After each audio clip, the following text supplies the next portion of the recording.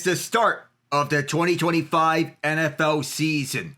And the first game of Sunday Night Football features a rematch of the AFC Divisional Round. The Baltimore Ravens and the Buffalo Bills, two teams who are reigning their divisions, with the Ravens winning back-to-back AFC North titles, the Bills with 6 straight AFC East titles.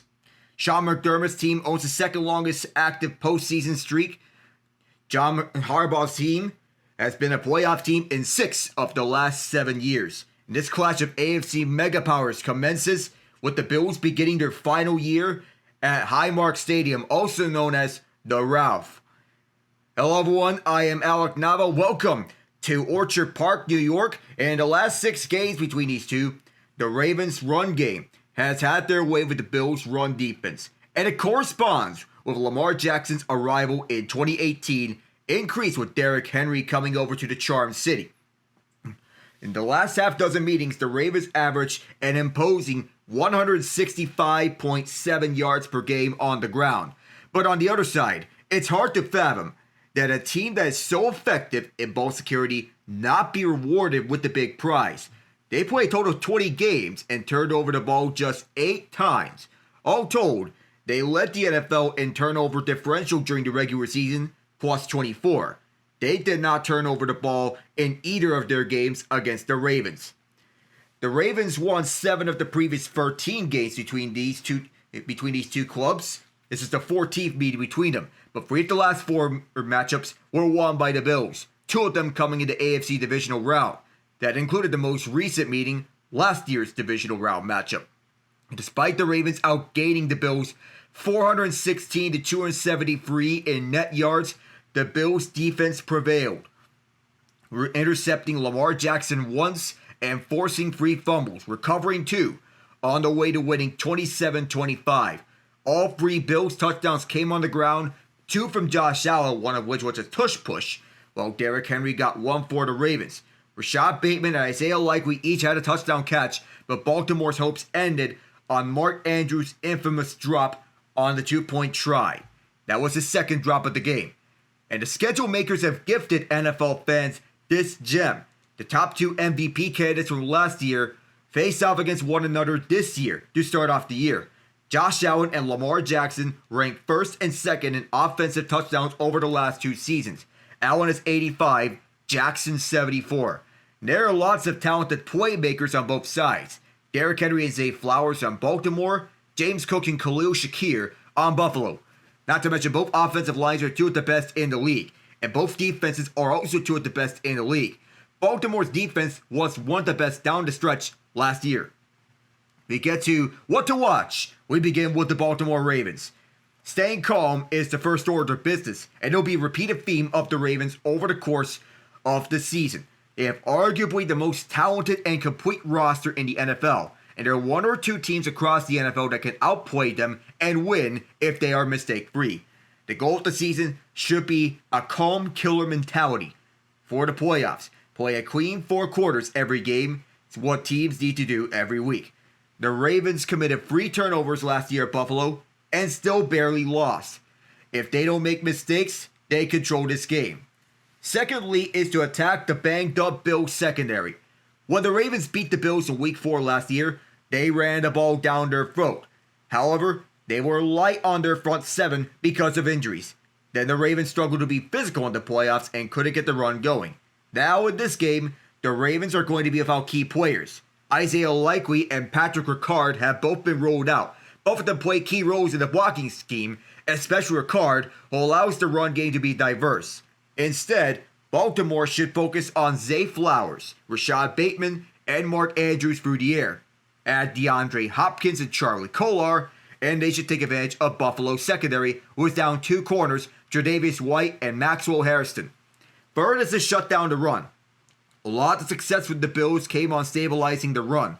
They don't have to lean on Allen force-feeding Stephon Diggs anymore.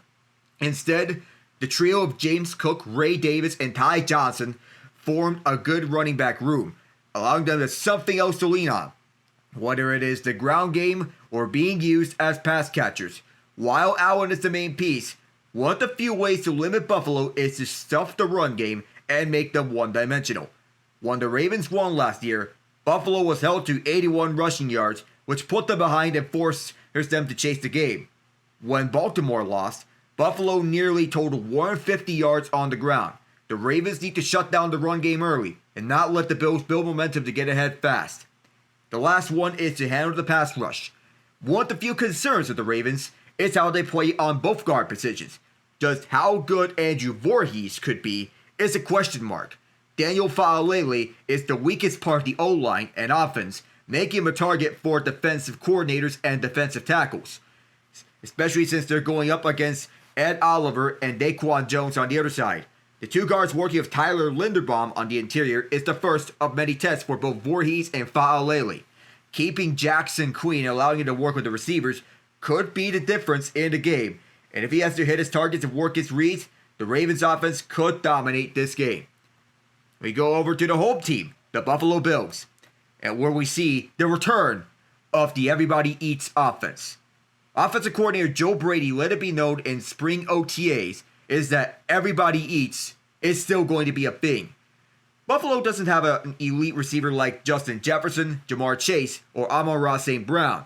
They used to have one in Stephon Diggs, a glorified superstar, but he moved on after the greatest 4-year period any Bills receiver had in team history. Without him, a collective mantra was born. That is, everybody eats. Last year, the Bills had 10 players catch at least 17 passes, bolstered by Khalil Shakir's 76 catches for 821 yards, and 8 players reached double digits in first downs via reception, again with Shakir leading the way with 35. By no means do they have a star-studded group, but with a lot of familiarity between Allen and his guys, the expectations for the passing game are soaring. Second is the kicker situation. Tyler Bass was placed on the injured reserve due to a lingering groin issue. He didn't kick in the first of 2 preseason games, and they brought Caden Davis to camp. Davis covered kicking duties until he was released on August 20th, presumably because they thought that Bass was ready to go. He made 3 of 4 in the 3rd preseason game, but the injury issues remained, and he was subsequently placed on the IR. In turn, the Bills have signed 41-year-old Matt Prater to the active roster in the meantime while Bass is out. He's an extremely accurate kicker throughout his career, hitting 84% of his field goals and 97% of his extra points, and has ridiculous leg strength. His career-long kick was a then NFL record 64-yard boot in 2013 when he was a Denver Bronco, but he made a 62-yard kick at age 39 during the 2023 season. He's coming up a year where he nailed all 6 of his field goal attempts and 10 extra point tries before a meniscus tear in practice that ended his 2024 campaign. Third is the young core that the Bills have. They extended 4 players from the 2022 draft class. Among them are Shakir, James Cook, Terrell Bernard, and Christian Benford, who all signed their first extensions this offseason. It's a challenge to extend that many for the same draft class because it's tough to hit on several picks, and it's not an easy fit on the salary cap. The uniform response to why they can't continue their careers on Buffalo was both their production and their leadership. The last point is the not-so-secret weapon, which is James Cook, who averaged 4.9 yards per carry last season, ranking 5th among running backs. He also totaled 16 rushing touchdowns, tied with Derrick Henry, for the most in the league. Buffalo also had a rush percentage of 47.9% last year, ranking 5th, and a top 10 success rate when rushing, ranking 7th, converting 50.1% of their tries. One of the big questions for them is if Cook can produce similar numbers and if the Bills rely on him similarly as they did last year. So you go to our projected starters, we begin with the visiting Baltimore Ravens. Under center is Lamar Jackson, and running back Derrick Henry. Outside receivers DeAndre Hopkins and Rashad Bateman. In the slot is Zay Flowers. At tight end, Mark Andrews. Offensive line, Ronnie Stanley and Roger Rosengarten on the tackles. Andrew Voorhees, Tyler Linderbaum, and Daniel Faalele on the interior. On defense, Travis Jones and Nnamdi Madubuike are defensive linemen. The edge rushers are Dafe Owe and Kyle Van Noy, the ageless wonder. Inside linebackers are Trenton Simpson and Roquan Smith. The outside corners are Nate Wiggins and Jairi Alexander, the former Green Bay Packer. Marlon Humphrey is in the slot. The deep safeties are Kyle Hamilton and rookie Malachi Starks. Another rookie is starting at kicker, Tyler Luke, who replaces Justin Tucker. At punter is Jordan Stout. Long snapper is Nick Moore. The return specialists are Justice Hill and LaJohntay Wester. For the Bills, the home team, we'll start with their offense. Josh Allen is under center. James Cook is the running back. The outside receivers are Josh Palmer and Keon Coleman. Palmer replaces Amari Cooper and Mac Hollins. The slot receiver is Khalil Shakir. At tight end is Dalton Kincaid. The Bills bring back the same 5 starters from the offensive line last year, beginning with the tackles Deion Dawkins at the left and Spencer Brown on the right. The interior linemen are David Edwards, Connor McGovern, and Osiris Torrance. Last year, this group allowed just 14 sacks all year. They and Josh Allen benefit off one another. On defense, it begins with Daquan Jones and Ed Oliver on the interior. The edge rushers are Greg Russo and Joey Bosa. The linebackers, Matt Milano and Terrell Bernard. Outside corners are Christian Benford and Jamarcus Ingram. And the slot corner is Tyron Johnson. The safeties are Cole Bishop and Taylor Rapp. The kicker, Matt Prater. You start the special teams. The punter is Brad Robbins, who replaces Sam Martin from last year. Reed Ferguson is the long snapper. Return specialists are Brandon Codrington and Ty Johnson.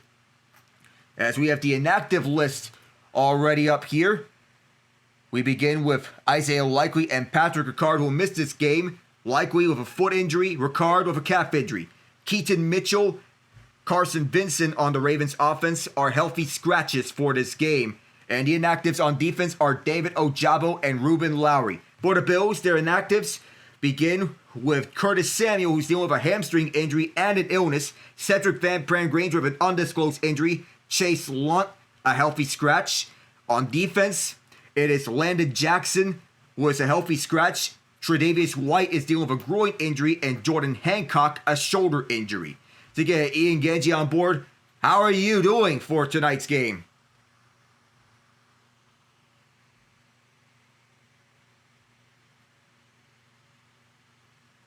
You hear me, Ian?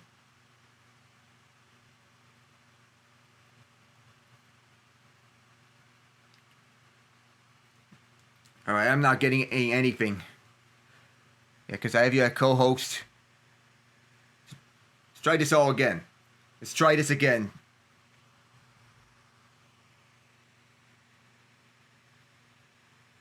So, as we're getting ready to get this all open up again. So the 5-time defending AFC East champion Buffalo Bills getting ready to kick the final season at Highmark Stadium all over again. Yeah, this is... Well then, I don't know if I have to start another space or not, because spaces are all acting weird. So, if anyone's listening to this on Twitch, stay tuned, everyone. I'll start another space because I'm not hearing anything. Let's try this all over again. So, see you on the flip side.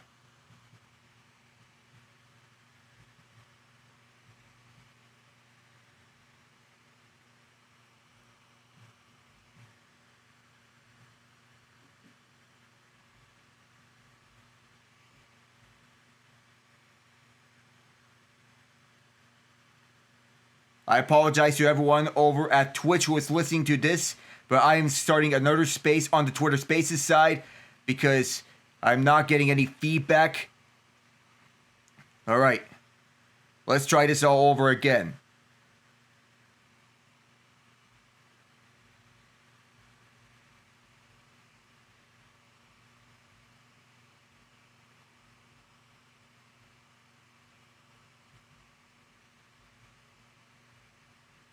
So hang in there.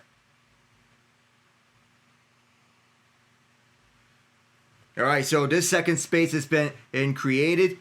We'll see how this goes up. But we're almost ready for Sunday Night Football. We got the inactive list out the way. Let's try this all over again. All right. Finally. I think.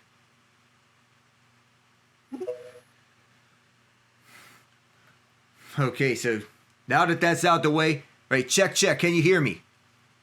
Yeah, I can hear you. Can you hear me? Finally, I can hear you. There we go. How are you? I'm good. Did not go as planned on Friday, but you know what? It's one game. Yeah, that's all I have to say. I'll have to say, Mahomes is an alien again. The time, because rarely anyone makes the type of throw that he did right over three Chargers defenders. Because you look at it in comparison to, I'm not trying to make comparisons, but when Will Levis tried to do it last year, it led to one of the funniest memes ever. Yeah, Mahomes will do some alien stuff. But I did not expect the Chiefs defense to come out slow out the gates. But then again, Justin Herbert is a baller. He is a baller, and I'm hoping they're finding ways to get that fixed, because it looks like Xavier Worthy will be out. For how long, who knows? Plus, we know about the Rashee Rice suspension, which is for the first 6 games of the Chiefs season, and we don't know how long Worthy's going to be out, so we're going to see more of Hollywood Brown and Juju Smith-Schuster at wide receiver 1 and wide receiver 2. We know Mahomes is Mahomes. Next week, though, that's going to be a challenge because it's against the reigning champions, and they just picked up Zadarius Smith. Wait, who? The Eagles? Yep. Of course.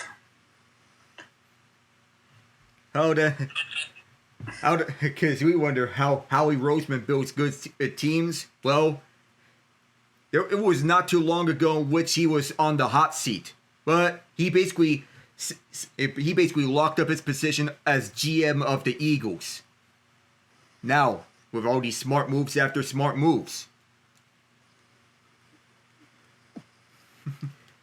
With that out the way, how in the world did Aaron Rodgers find the fountain of youth?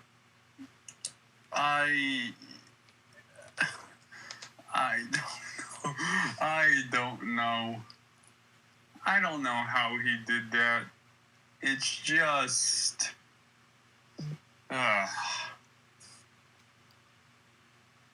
Yeah. It's very conflicting. Yeah. Yeah. Well, I will say this.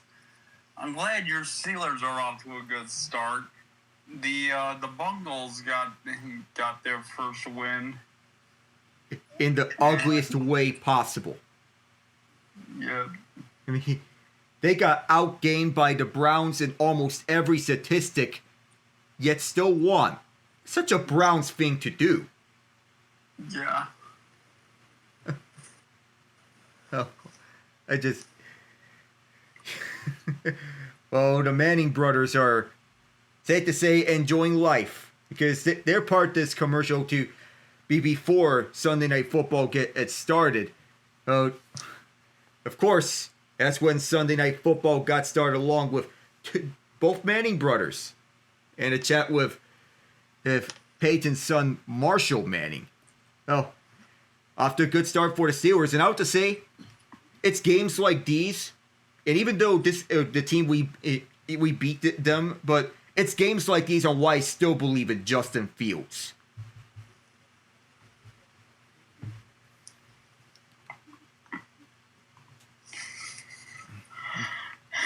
Yeah. So I think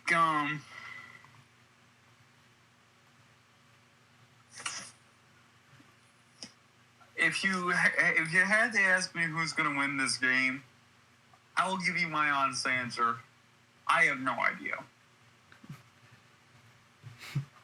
It's that tight, because we know the Ravens, they produce good numbers on the run game, and they had to build number on the rushing numbers. But the Bills, on the other hand, they've had the Ravens number in the playoffs. And I know this is a regular season game, but whenever these two teams meet, we know it's going to be almost always tight. Week 4 last year was an exception. And even though the Ravens put up big numbers on the ground, I feel that was a little bit aided by the fact that both the Bills starting linebackers were out with an injury in Week 4. When both of them were healthy, they held the Ravens' ground game in check in the playoffs at Buffalo.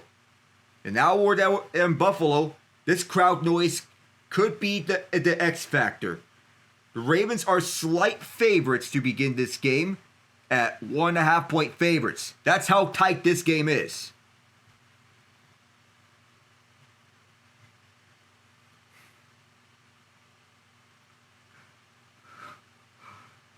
All right, so Sean McDermott is all ready to go. This Bills team has won 5 straight AFC East titles. They made the playoffs in 7 of the 8 years in which McDermott was the head coach. John Harbaugh, that is, he's the second longest tenured head coach of a current team in the NFL, right behind Mike Tomlin at 18 years. And we're getting set for the kickoff. It's opening weekend. Andre Reed, Pro Football Hall of Fame inductee in 2014, getting the crowd hyped up, having them sing along to Shout by the Isley Brothers. And there's the rookie Tyler Loop, a 6th-round draft choice out of the University of Arizona. He is the first rookie kicker since Justin Tucker on the Baltimore Ravens to be starting from the get-go. Brandon Codrington and Ty Johnson are the return men here to start off for the Bills. As Loop is getting the signal here, the final year at the Ralph is underway. Advancing up, it is Codrington towards the near side. Gets a block! And he's near midfield, where he is dragged out. Terrific field position to start off for the Buffalo Bills. He took off from just shy of between the 5 and 10. And then took off from there towards the near side. He got a block. And right near midfield position where they'll be starting up. Or they're at midfield to begin this game. Josh Allen's quieting down his crowd. So they'll have to go just 50 yards for the opening score. But the Ravens have one of the best defenses in the NFL. So the Bills. Two of the most talented teams in the league. Allen, straight away, to the right.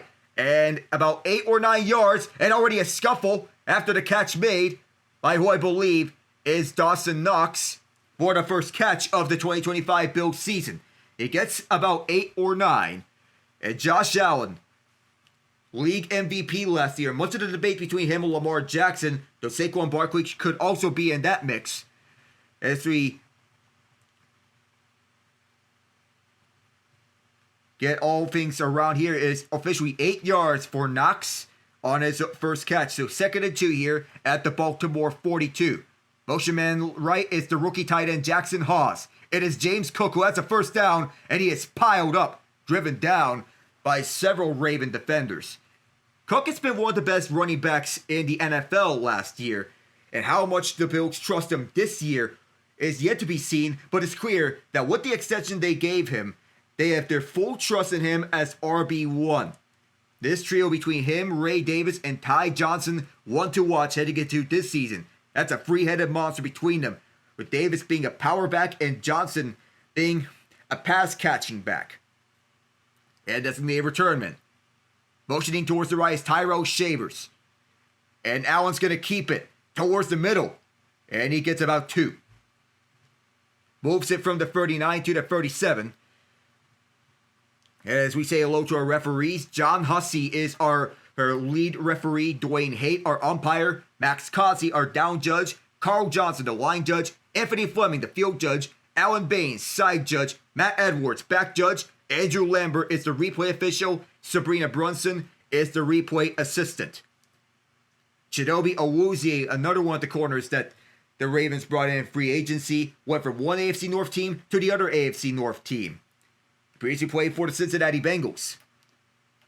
It is Allen rolling out towards the right side in the pocket. Standing still towards the left and almost intercepted.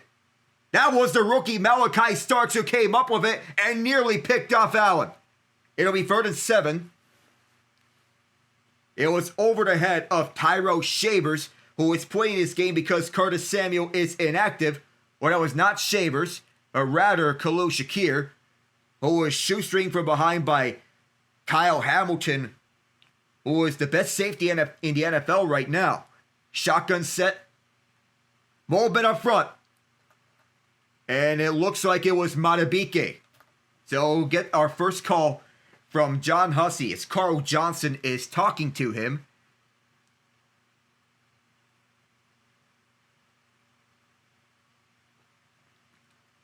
And as Tom Grassi would like to say, that was a chop from the defensive line. Shout out to the NFL, by the way, for partnering up with him for one of the all-casts of the Brazil game. Hopefully, the NFL does some more games that are available for free streaming on YouTube. 3rd and 2 here. That penalty is 5 yards, so we'll go again. Motion left is Johnson. Swing pass to him. He'll have the first down. Past the 20-yard line and out at the 15. Gain of 16 for the former New York Jet, as he was forced out by Hamilton, who we just discussed about as shoestringing Shakir. And the blocks from Shavers on the outside paved that path. On the inside, Shavers leading the way. Dalton Kincaid laying the body on Chidobe Awuzie, who started his career with the Dallas Cowboys. Shotgun set with Johnson wide out right behind Josh Palmer, the former LA Charger. Now Johnson motions left, swings back around. Allen will get this towards the left side. It is Davis. Loss of 1. Could not get back to the line of scrimmage. That's Trenton Simpson who made the tackle behind the line. They'll say no gain, however. Zach Orr has one of the best defenses out there in the NFL. Taking the reins from Mike McDonald, who is an up-and-coming defensive coordinator, now the head coach of the Seattle Seahawks. His guys just lost to the San Francisco 49ers as Nick Bosa got the game-winning strip sack and recovery. Shakir motions towards the right. They'll say it's a loss of 1. Here's Allen on the shotgun. Towards the middle, going for it. Caught! Touchdown! Dalton Kincaid gets the first touchdown of the Buffalo season.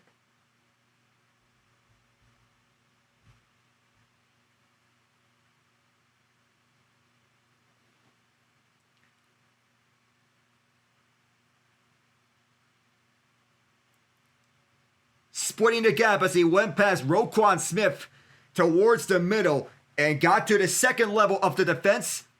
And at the front line of the end zone, made it past Kyle Hamilton, got in front. Fans chanting MVP to salute Josh Allen as Prater drills the extra point in relief of Tyler Bass. So far, so good in the 7-1-6.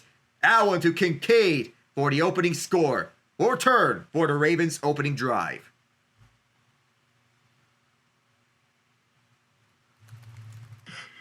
A good start for the Bills. Attack early. Attack often. Yep. You want to set the tone. And here, the tone has been set for how this could be at the best for the offense. We don't expect this being a high-scoring game, Ian, but rather more along the lines of what we saw in the divisional round last year. Minus the drops, that is, of course. Because that would be the one scenario in which Ravens fans do not want to see.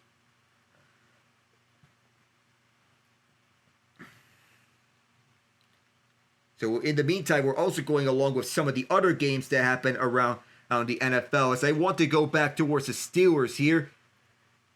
Man, I don't know if I should like or hate that Aaron Rodgers had an immaculate debut with the Steelers. 22 of 30 or 4 touchdowns, 244 passing yards.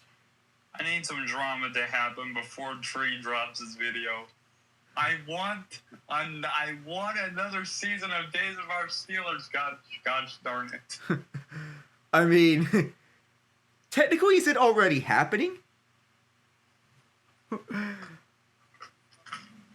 Now they keep winning like this. Oh, well, it's Heart Attack City over in Pittsburgh, and but knowing the Steelers, that's how we operate. But that's the first 4-touchdown performance since Big Ben in 2018, by the way, for a quarterback. So Rodgers may have some gas left in the tank, and I like the early showings from DK Metcalf in his first game. 4 catches, 83 yards. And so far, so good. And also, I gotta give praise to Justin Fields. He looked like a baller out there in his first game as a Jet. And it was clear that he wanted his fair share of revenge too. Unfortunately, there was one man who prevented that from happening. His name is Jalen Ramsey. Yeah. What a hit stick from him to end the game. Hoping that Joey Porter Jr. is alright, but so far I'm liking what I'm seeing from Ramsey. Thanks for him and Jonnu Smith, Miami. Yeah. We'll get to the Dolphins on a later note because, oof, Maron. So, Matt Prater will kick this off to the 2 return men, Justice Hill and LaJohntay Wester. They're on both sides of the equation. So Prater calls for it, and now it's up. This will be fielded around the 9-yard line towards the near side and brought down at the 31. Javon Solomon with the tackle. And do remember, the NFL made the adjustment over the offseason that the touchback starting line scrimmage is at the 35-yard line, not the 30-yard line. And this is a game in which Mark Andrews has to get his revenge, especially with Isaiah Likely being ruled out for this game. That's one key weapon for Baltimore that will not be here. They elevated Zaire Mitchell-Payton from the practice squad as here's Henry. Henry gets this to the 37 with a rush towards the right and Oliver to tackle. Greg Russo was also there. Also have to see how Joey Bosa fares in his first game as a Bill. The former longtime Los Angeles Charger, now in Royal Blue in Buffalo. They're going quick, no huddle. Henry stuffed. Gets 1.5. And Lamar Jackson has to think of a decision. Is he going to scramble himself? Is he going to hand it off again? Is he going to pass? You remember last year, he had a touchdown to interception ratio of 41-4. And while he was the runner-up for MVP, one can make the argument that if he didn't win MVP in 2023, he would have won it in 2024. Because voter fatigue is a real factor. Henry got just 1 yard there. It'll be 3rd and 3. Zay Flowers motions towards the right. He'll still be in the slot. Bills may be showing blitz here. Is that what Bobby Babbitt is going to sit out? No, he fakes the blitz. Jackson wide open as Hill trying to get there. At the sideline, did he get enough at the line of gain? And are we going to see the Hawkeye technology that the NFL is implementing this offseason? One of the Bills is slow to get up. Christian Benford made the stop. He was hurt and concussed in the AFC Championship game last year against the Kansas City Chiefs. They'll say first down. But they don't need the Hawkeye technology. They'll just go ahead and roll with this. No measurement needed either. Motion man left is Rashad Bateman. Jackson gonna pass again. This time they blitz. Andrews cannot get anywhere after the catch. Cole Bishop wrapped him up by the legs. Made sure he did not go any further. It's just 5 yards. Fact about Joey Bosa, former Charger, the last true San Diego Charger. Yep, that was pointed out. He's the final connection to the San Diego Chargers. Well, technically one can say Keenan Allen, but he was brought back to the team. Yeah. Yep. Henry got 2, but then again, with Keenan Allen, with the point being made, him coming back, you could say that he is the last remaining connection, but he left after his first stint, disappointing 1-year stint with the Chicago Bears, and then he comes back to where he calls home. Henry subs out for 3rd and 3. It'll be a shotgun set. The Bills have 6 guys on the line of scrimmage. It is a bunch formation as Justice Hill goes towards the left. It'll be Lamar Jackson keeping it. Has the first down. Has one of the rookies on the secondary, that is Dorian Strong. He picks it up. Strong one to 2 rookies. Jordan Hancock is the other. He is inactive. The read option play, something that the Baltimore Ravens have specialized in the Lamar Jackson era. Everybody was focused on Hill. They never saw that Lamar was going to utilize the run to himself. Charlie Kolar, normally tight end 3 on this depth chart. He motions left. He's now tight end 2, with likely being out. Play action fake as Henry's back there. Jackson goes to him towards the right. Another first down. Crowded up. 13 yards for Henry as he is brought down by Taylor Rapp. A lot has talked about open holes and open areas and coverage units. This was a zone defense that the Bills used. Dorian Williams focused towards the middle. Henry reads it, goes towards the outside, running his route. Nobody was covering the area that Henry was at. And now the Ravens are at the Buffalo 28-yard line. It is another first down. Mitchell Payton is the fullback here with a card out. Hill gets stuffed for 2 yards. And the ball came out after the matter of fact, but they'll say that he was down by contact. So it'll be a gain of 1, maybe 2. It all depends on the spot. Henry returns onto the field. And a tackle made by, welcome to Buffalo, Joey Bosa. Defensive Rookie of the Year 9 years ago. 5-time All-Pro selection with the San Diego/Los Angeles Chargers. Say it was a gain of 2. It's a shotgun set, and motioning left is Flowers. Bills send the house after Jackson. He's going to run away, or trying to. Flags are all over the field. And he's brought down 2 yards behind the line of scrimmage. Russo was one of those players that got to him. The other is Terrell Bernard.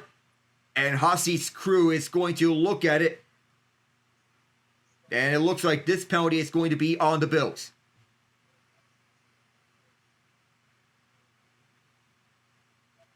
Dorian Strong is caught with the penalty. The Bills allow a free first down to the Ravens because of that defensive hold on Zay Flowers on the outside.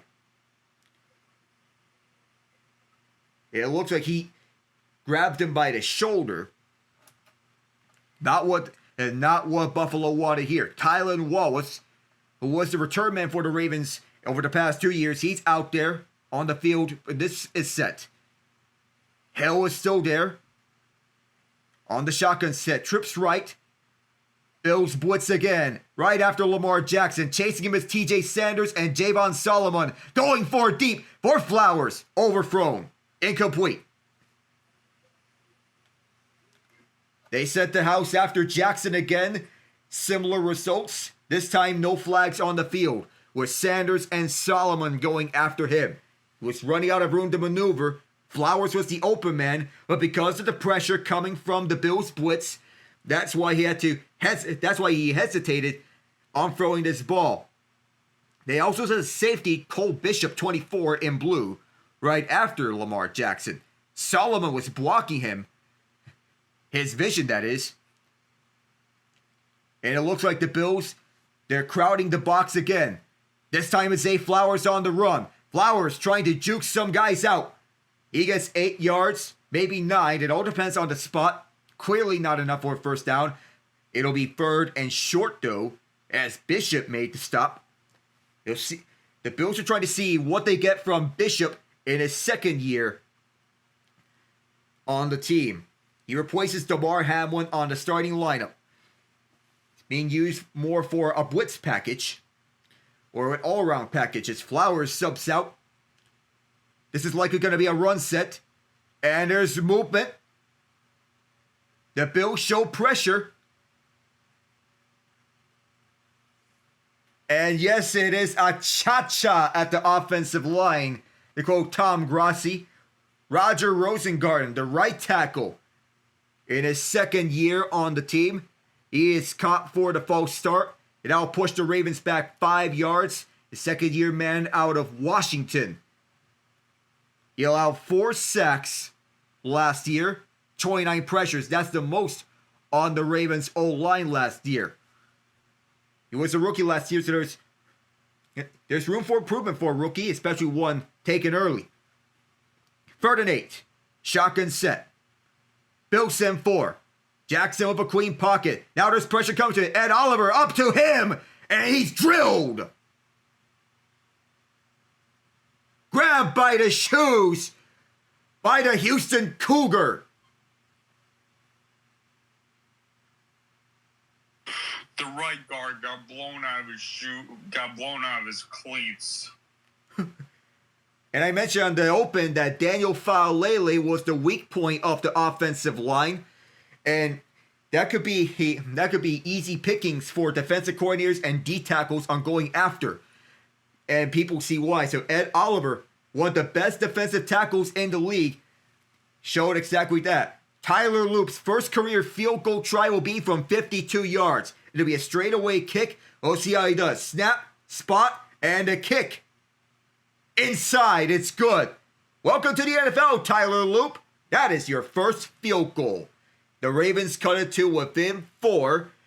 But it was Ed Oliver who got the sack to make that happen. Bills ball when we return.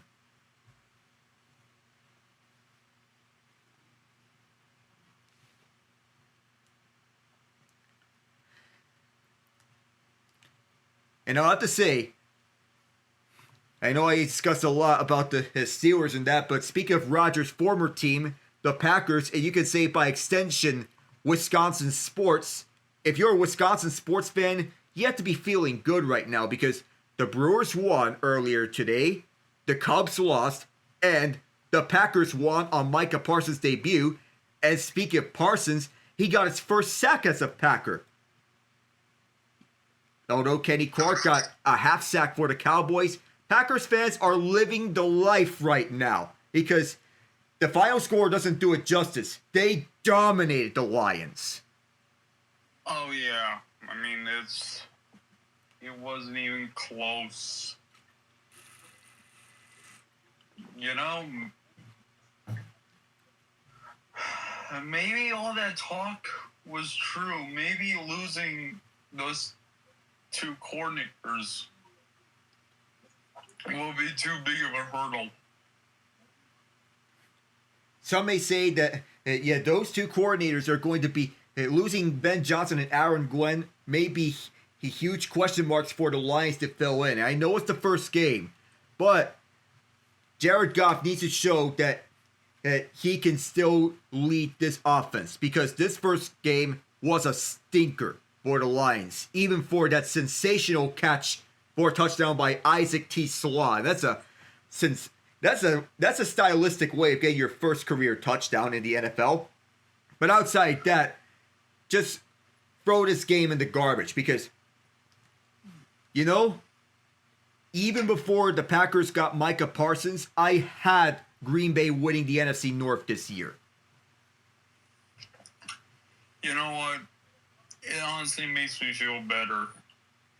If the Lions can get blown out that way, and the Lions can get blown out that way, did they suffer any injuries in that game? Not any major ones to speak of. And meanwhile, the Chiefs lost their wide receiver 1. This week 1 has been unusual.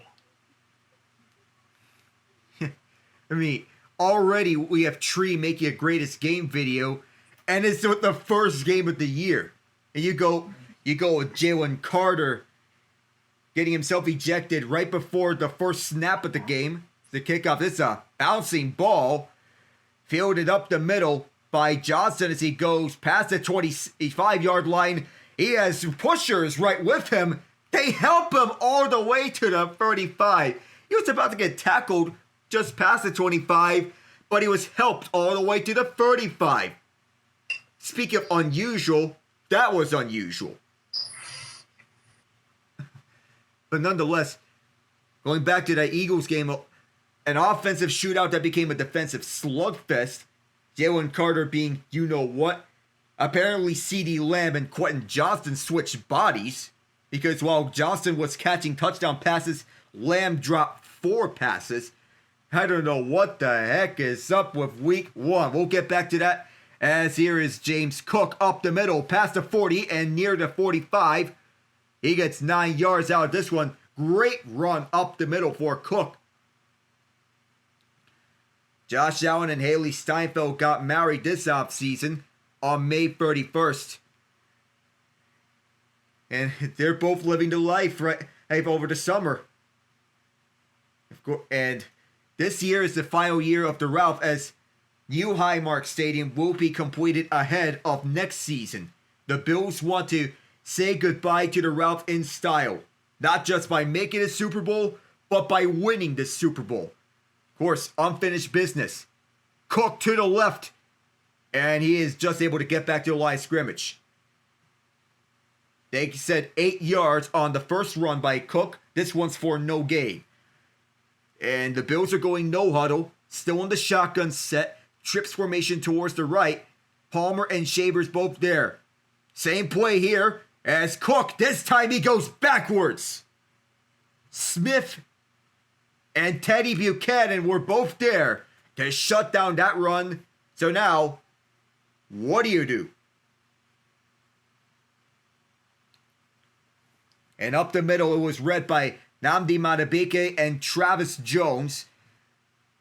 Both defensive linemen reading that gap as Jones split both Connor McGovern and Osiris Torrance. This will be the first punt of the year for Brad Robbins, who's a former Cincinnati Bengal. Robbins sends it off. This will be fielded, or it will be a bouncing ball. And it was touched by the Ravens! It was touched by the Ravens! The Bills pick it up. And it's scooped up by Sam Franklin Jr. The Ravens touched the ball. It hit the ground and it bounced off of what the Ravens. It hits Buffalo first. It hits the knee of the gunner, Sam Franklin Jr. They're going to discuss it. So it would be Baltimore ball if it was touched by Sam Franklin Jr. Yeah, you can see on the replay, it bounces off, it ricochets off his knee and then hits the Ravens ball.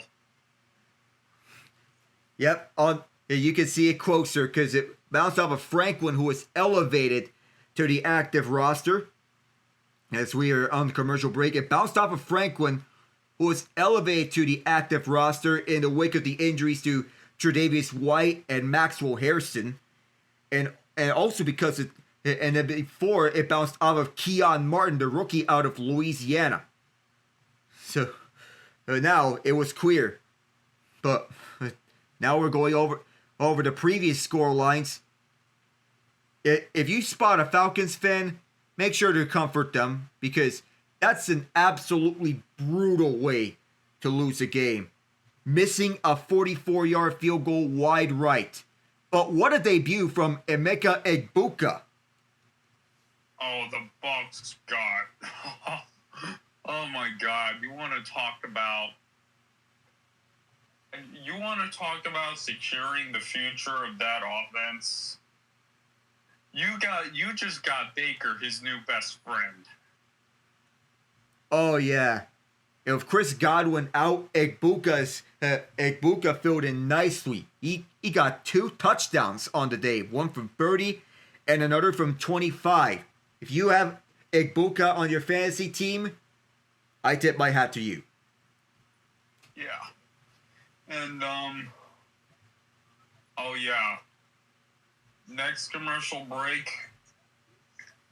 I think we should just go ahead and get the Dolphins conversation out of the way because it is no longer Danny Derps. He is back to Danny Dimes. Or should we say Indiana Jones? You know what? I don't hate it. I don't hate it. Hey, how about that? Yeah, so Danny Dimes. Well, I was discussing this with some of my friends, and they were discussing the possibility of the resurrection of Daniel Jones. And I know it's the Dolphins who have no corner room, but if this is the early showings from Indiana Jones, I think the Colts could be having themselves an upgrade at the QB situation. Ravens will start their own 15-yard line. As a result of the ball bouncing off of Sam Franklin Jr. first, not Keon Martin. It's Henry. Splits the gap up the middle. First down. 22 to 26-yard line. Daniel Jones being considered an upgraded quarterback in 2025. Who would have thought that? But then again, that speaks to how bad Anthony Richardson is. Oh, God. Ugh. If the Ravens can get Derrick Henry going and feeding the ball on a consistent basis, life will be good. 4 rushes, 20 yards already for Henry. Bishop is showing blitz. Let's see if he comes off the blitz from his safety position. It's a play fake. Lamar Jackson rolling towards the right side. Open man, it is Flowers who slips. Covered by Christian Benford, he advances the ball all the way to the 47-yard line. That's a 21-yard catch. The next play will likely be the final play of the first quarter.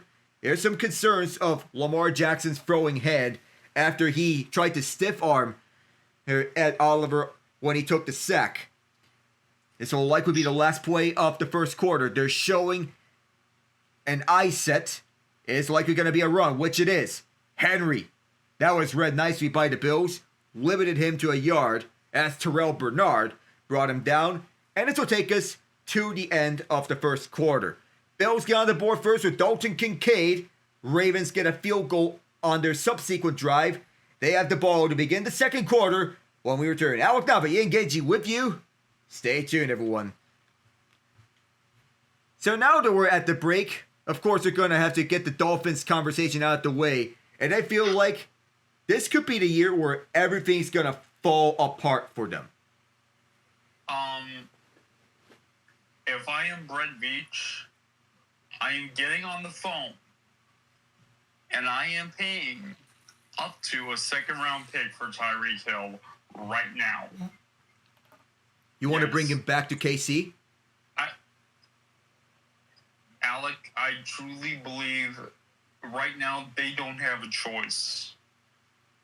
They have Worthy's out, Rice is suspended, Hollywood Brown is right now. Hollywood Brown is not a number 1 receiver, and Juju is Juju's old, and Travis Kelce is old too. So you don't. And yes, you're bringing in another old guy, but you know what? They need a cushion right now.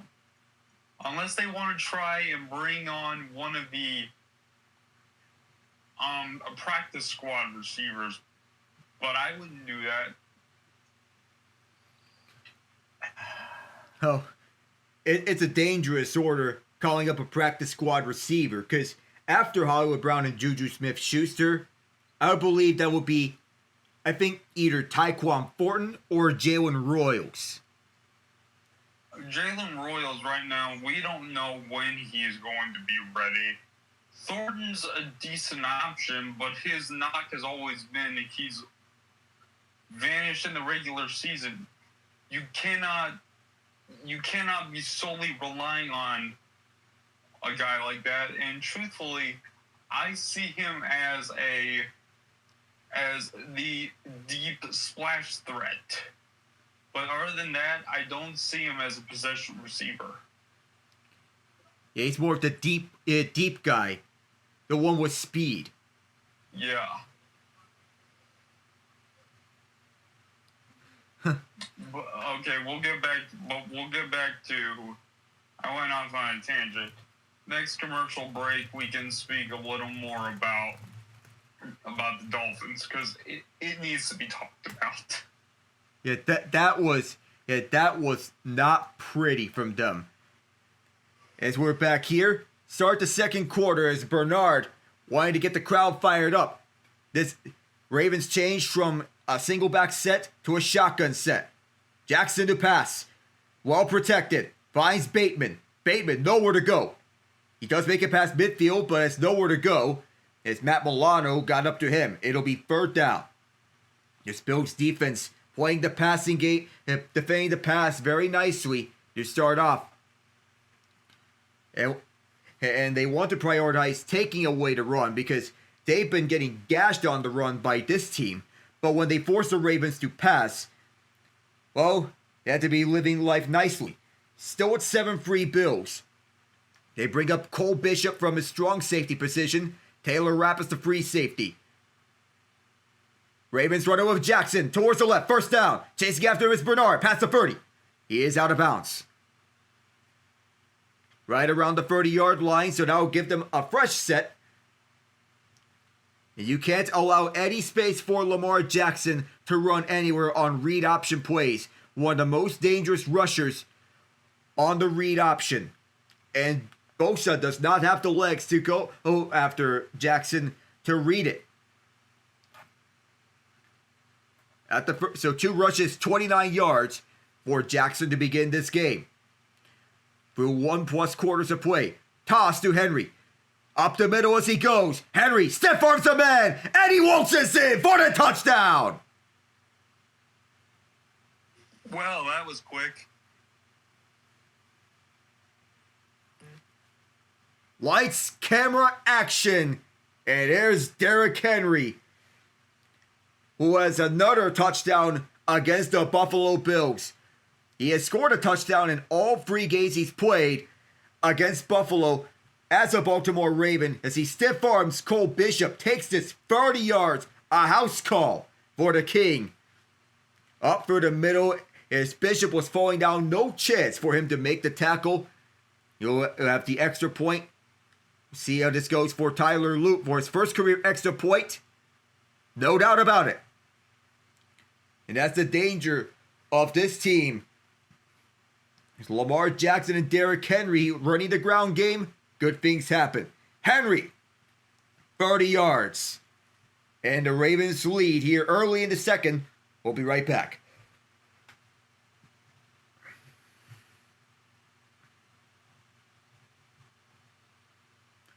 Oh, going back to the Dolphins. Let's talk about it. Oh my goodness. Entering this game, the Colts were winless in their last 11 Week 1 games. 0-10-1. The Dolphins lost to the Colts. And not just that, they could get nothing going. Tua Tagovailoa. Oof, Maron. Oof, Maron. If you thought this was nightmarish, that's an understatement. Because the Colts were running circles around them. So, Tua's bad. Hill's pissed. Waddle's hurt, as far as I know. I thought I heard someone say he got hurt. Mike McDaniel doesn't know what he's doing. The defense got torched by Indiana Jones. Yeah, well, everybody, time to execute the tank for real this time. No Ryan Fitzpatrick. No, oh God, now that he's gone, who's the tank buster? You know, no trading for old man Joe Flacco. None of that. Yeah, no. We're not even going there. Suck for Arch Manning. In fact, Fitzpatrick's over at Amazon Prime now. You can't even call him up to suit up anymore. He's long retired.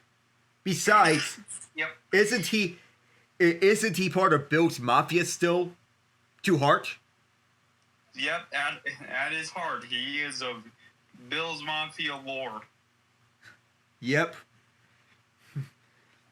So they're showing the aerial footage of New Highmark Stadium, which is going to be a climate-controlled stadium. So no roof, but they're deciding it specifically to not have the wind in the stadium. New Highmark, that is. The Ravens will kick it off to the Bills here. Both returners are stepping up. This will be returned from the 2-yard line by Codrington, and he goes past the 20. So far, special teams have not been a factor on the return game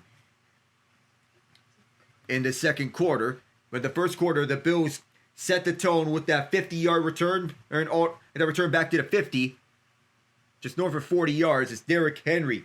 Gap set, and a stiff arm on top of that on Cole Bishop. Well, not the first time that Derrick Henry stiff-armed a Buffalo Bill. I was going to say. Josh Norman. He still has not come back from the...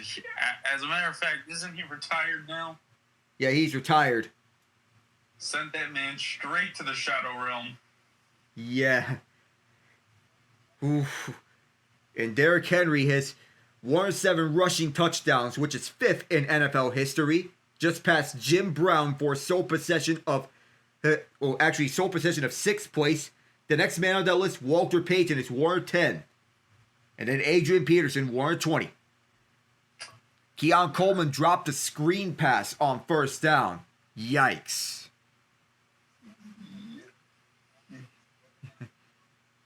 Here's the catch made on the right side by Josh Palmer, the ex-Charger. It'll be 5 yards and a third down for Buffalo. First down about 5 for the Bills. Palmer had a career-low 1 receiving touchdown last year with the Chargers. 39 receptions, 584 yards. Wants a bounce back as the wide receiver 2 to Khalil Shakir. One could say, motioning towards the left is Ty Johnson, the swing back. They'll say Palmer got 4 yards. It'll be 3rd and 6. And here's Allen. Screen, and Kincaid went on one knee. And the ball comes out. And it goes out of bounds. There will be a conversation about where the ball will be. Kyle Hamilton forced a fumble.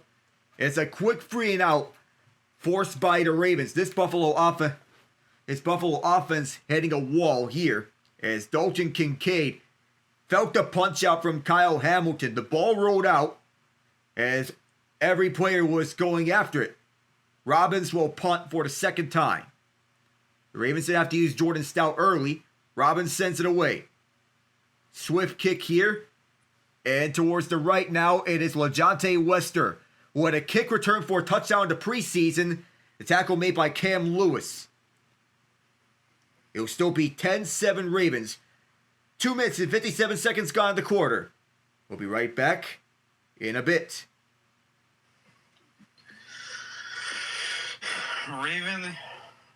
Ravens definitely coming out and hitting hard. Actually, I just thought of something, Alec. So, the Jets lost. The Dolphins got blown out. The Patriots lost. When was the last time a division all started with a loss? We'll have to see that here.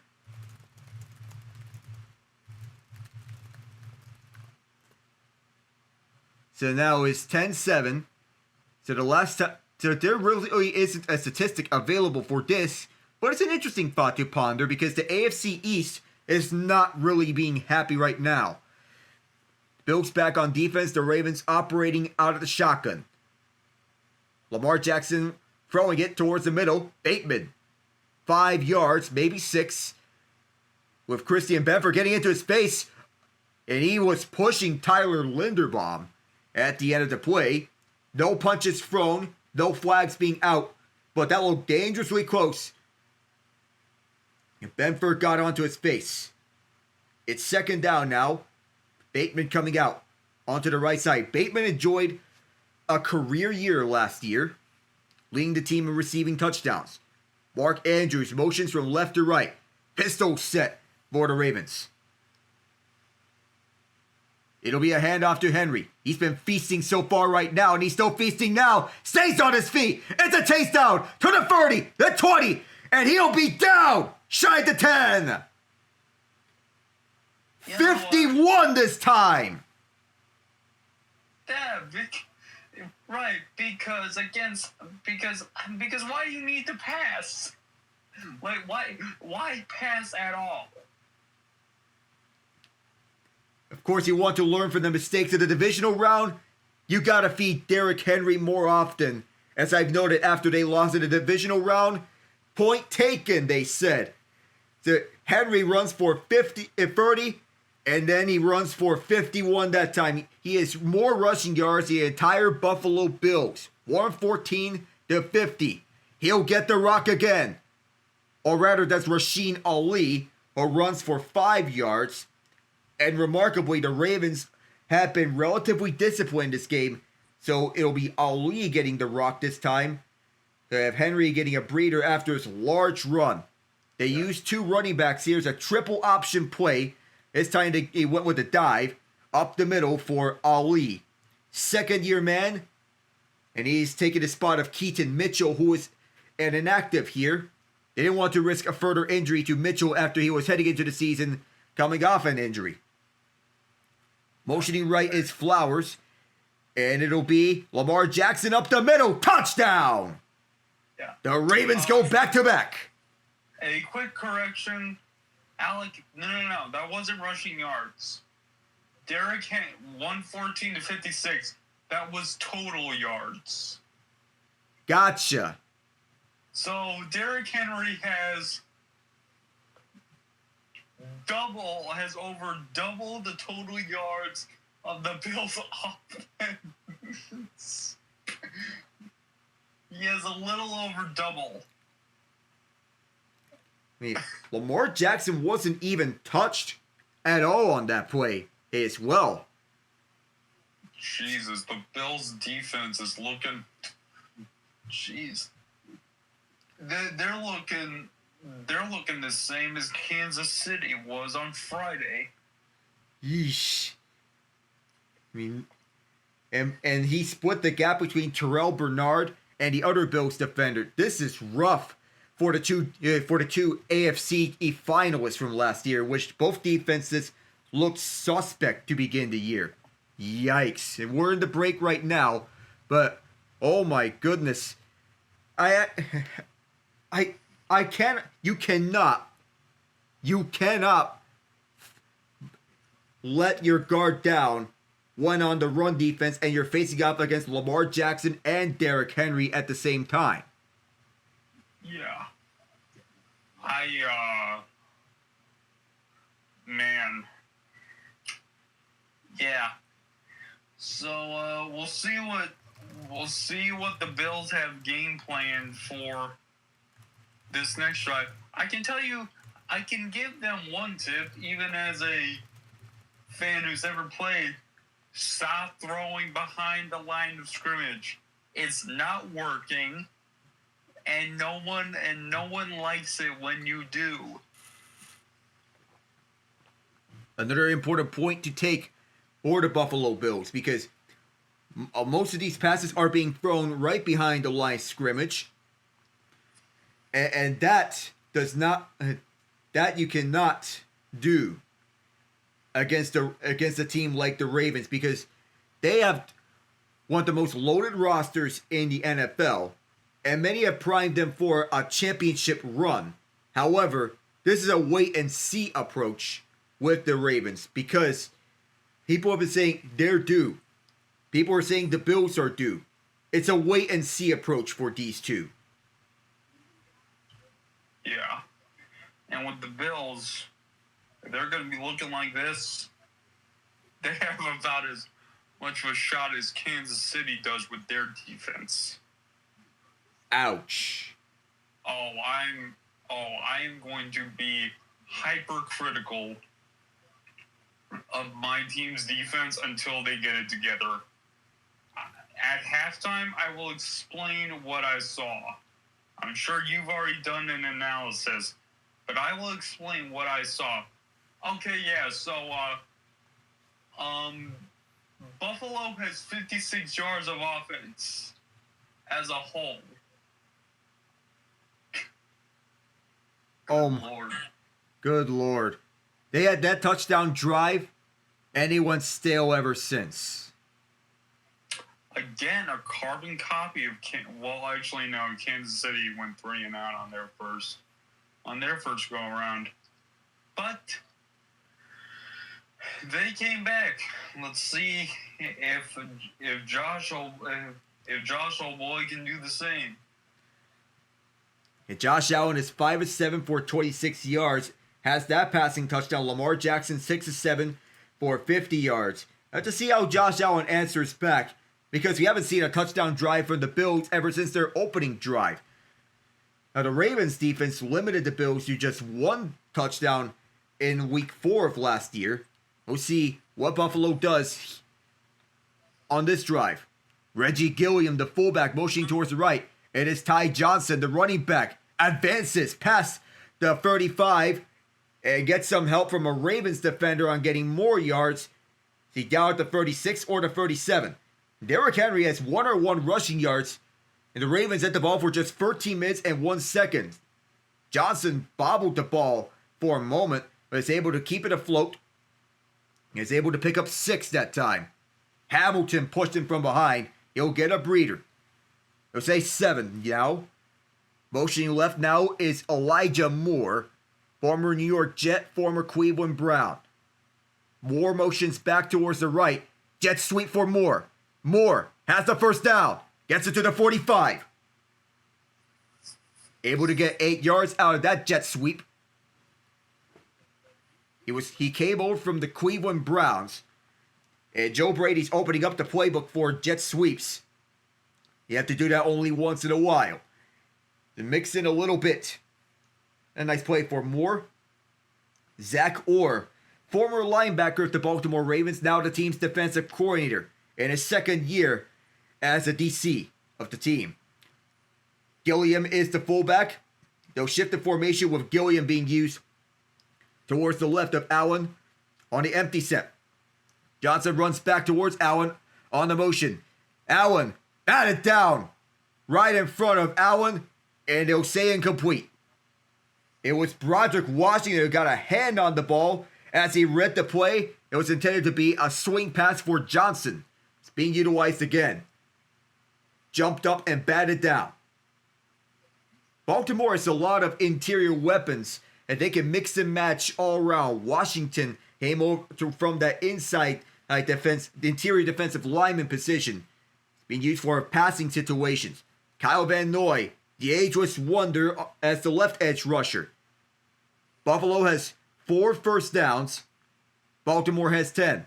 Motioning left is Shakir. It's Allen.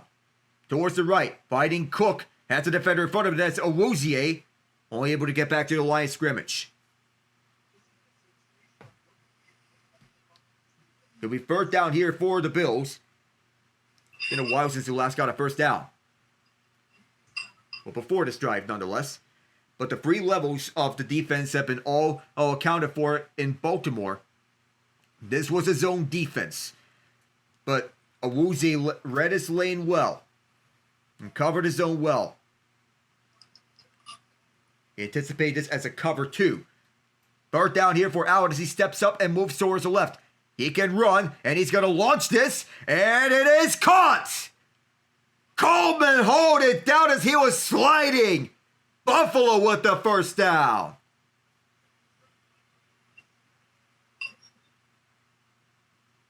Nicely done as he's able to keep his feet in bounds and slid down. That was a low throw for Coleman as he slid down. Allen swings it out for Knox towards the right. Knox still rolling. Forced out by Smith. Not before he got the first down, though.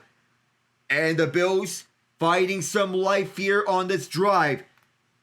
This is the Bills that we need to see because they need to wake up offensively after they had some sluggish drives ever since the touchdown drive. They only have 45 rushing yards, and they can go through the air. Of course, here they're intent on going through the air. They're now up to 101 total yards here. It's a single back set for the Bills. Gilliam motions towards the right. Toss play. Cook. Cook trying to pounce his way up past the 20. And brought down to 17. On that pile up, he gets 8 yards out of this toss. The Bills trying to cut onto the Ravens' lead. It is still 17-7 Baltimore. The next play will be the 8th play to drive. The Bills have went 52 yards. As of now, Spencer Brown, one of the best tackles in the NFL, forming a nice 1-2 pairing on the tackles between him and Deion Dawkins. Two of the best in the NFL. Knox motions towards the right. The third tight end out there is the fullback Reggie Gilliam, who also motions right. Up the middle, Cook, trying to split the gap, but too many Ravens there, including Starks and I believe Jones. It will actually be Tavius Robinson from Guelph, Ontario, who made the tackle. Will be 3rd down and 3. And so far, Josh Allen, who has commanded this Bills offense down the field. On 3rd down, the Bills are 2 for 4, averaging 4.5 yards to go. 5:10 to go here in the second quarter. And this will be Shakir. Up for the middle. He has the first down. Trying to get some more. He gets to the 12. That'll move the chains. Beauregard is the face of this receiver core. And this is actually a tap pass up front.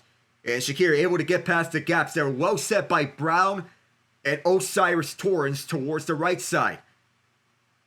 That's the second time that Joe Brady has used a wide receiver running a route. 10th play of this drive up next. Close to 4.5 minutes to go.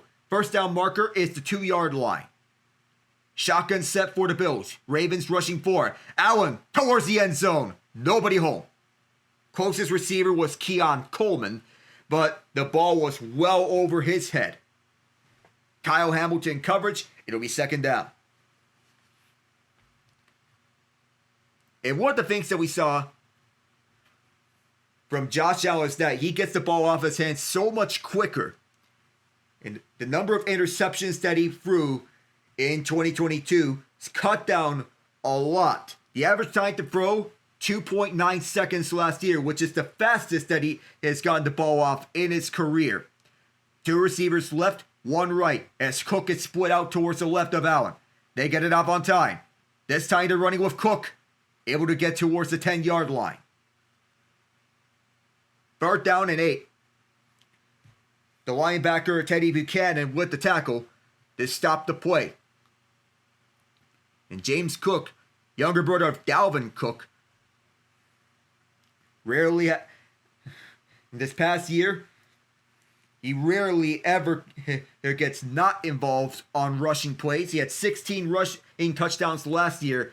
It'll be Ty Johnson this time swatting in. 3 receivers towards the right, with Dalton Kincaid, the tight end, in the mix. 3rd and 8. And motioning towards the left is Josh Palmer, going back towards the right. Allen will look. Dumps it off towards Shakir. Brings a man down. And he is not going to get to the first down. He was tied up by Wouzier. That likely forces the Bills to a field goal. That time, Teddy Buchanan, with a big play. He was benched a year. So Teddy Buchanan last year, the rookie inside linebacker, Shakir tried to make the play up. But Buchanan was right on his face, which prevented him from moving up front.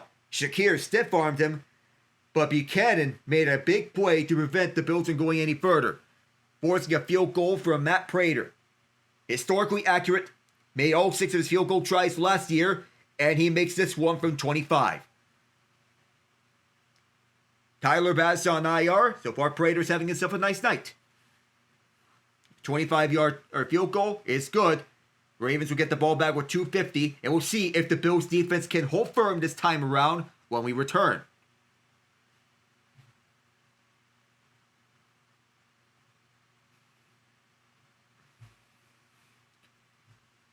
And I know when we go back to the point of the AFC East, Ian, so he spoke of the Dolphins. I already mentioned about the Jets. The Jets look very promising despite the loss. There's a lot of things to like from the offensive side of the ball, but the way that they run it. Breece Hall having himself a nice game where he totaled up 107 rushing yards on 19 tries.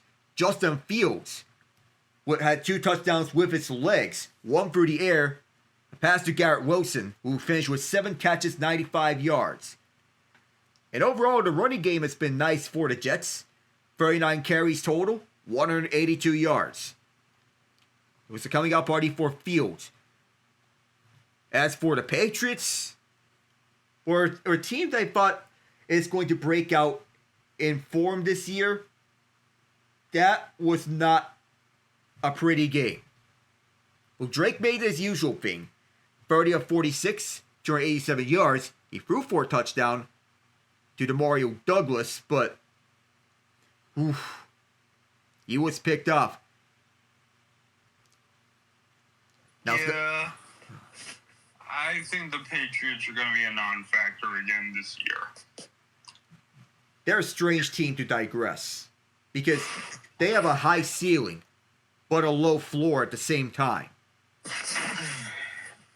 Yeah.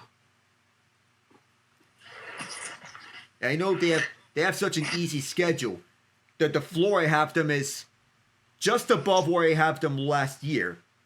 The ceiling is that they're last year's Commanders. Yeah, I see that. And of course, it's not the Dolphins. They will be known as the Wolfins again.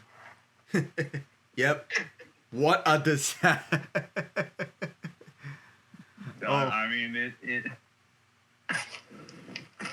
oh my God. It's not even close. Oh, those fans know how to be boating over the Buffalo River in style because they know how to create their own boats. One of the boats taking the shape of a car, and the other taking the shape of a little gazebo by the boat. They know how to come out in style. Does get freezing cold at the 716 at times. So far, so good here. But Buffalo needs a bounce back. I wonder what's going to be said over the locker room when it reaches halftime. Lead is now 17-10 Ravens as Prater gets it up. This will be fielded at the 6-yard line and returned to the near side. And across the 30 into the 40 by Ali. Taken back to the 47. Rasheen Ali answers back in kind, responding to the early return by Brandon Codrington. Derrick Henry has forced 3 missed tackles and gained 71 yards after that, 86 yards after the initial contact. For Henry, he's been having himself one of his better gains so far in his career.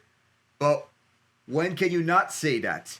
7 rushes, 101 yards. Truly a Derrick Henry game. Ravens start for the 46. Henry splits the gap. Can't go for it again as he is brought down by Rapp in Bills territory, just shy at the 35. That could take us to the 2-minute warning, but the inside zone split worked to perfection as Charlie Kolar motioned towards the right, or the left rather. The Ravens trying to get the Bills off guard. Are they going to run a play here? I don't think they're going to run a play because the game clock is ahead of the play clock. Ravens try to get the Bills to jump, and they will run a play. Henry up the middle, as another run to the 32 by Henry, and that takes us to the 2-minute warning with 1:58 to go. It's a Derrick Henry game. What else is new? He's over 100 rushing yards. He's now at 123. We'll be right back. You know what?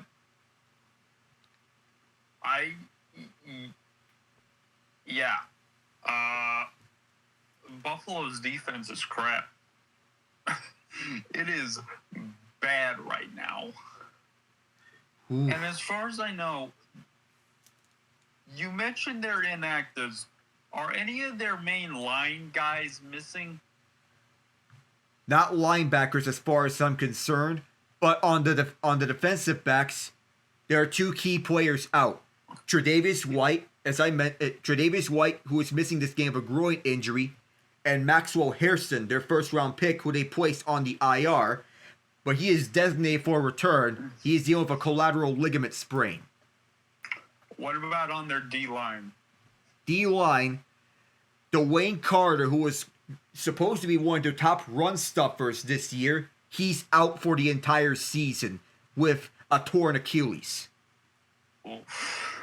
And also, they're dealing with the suspension of Larry Ogunjobi, who they picked up in the offseason.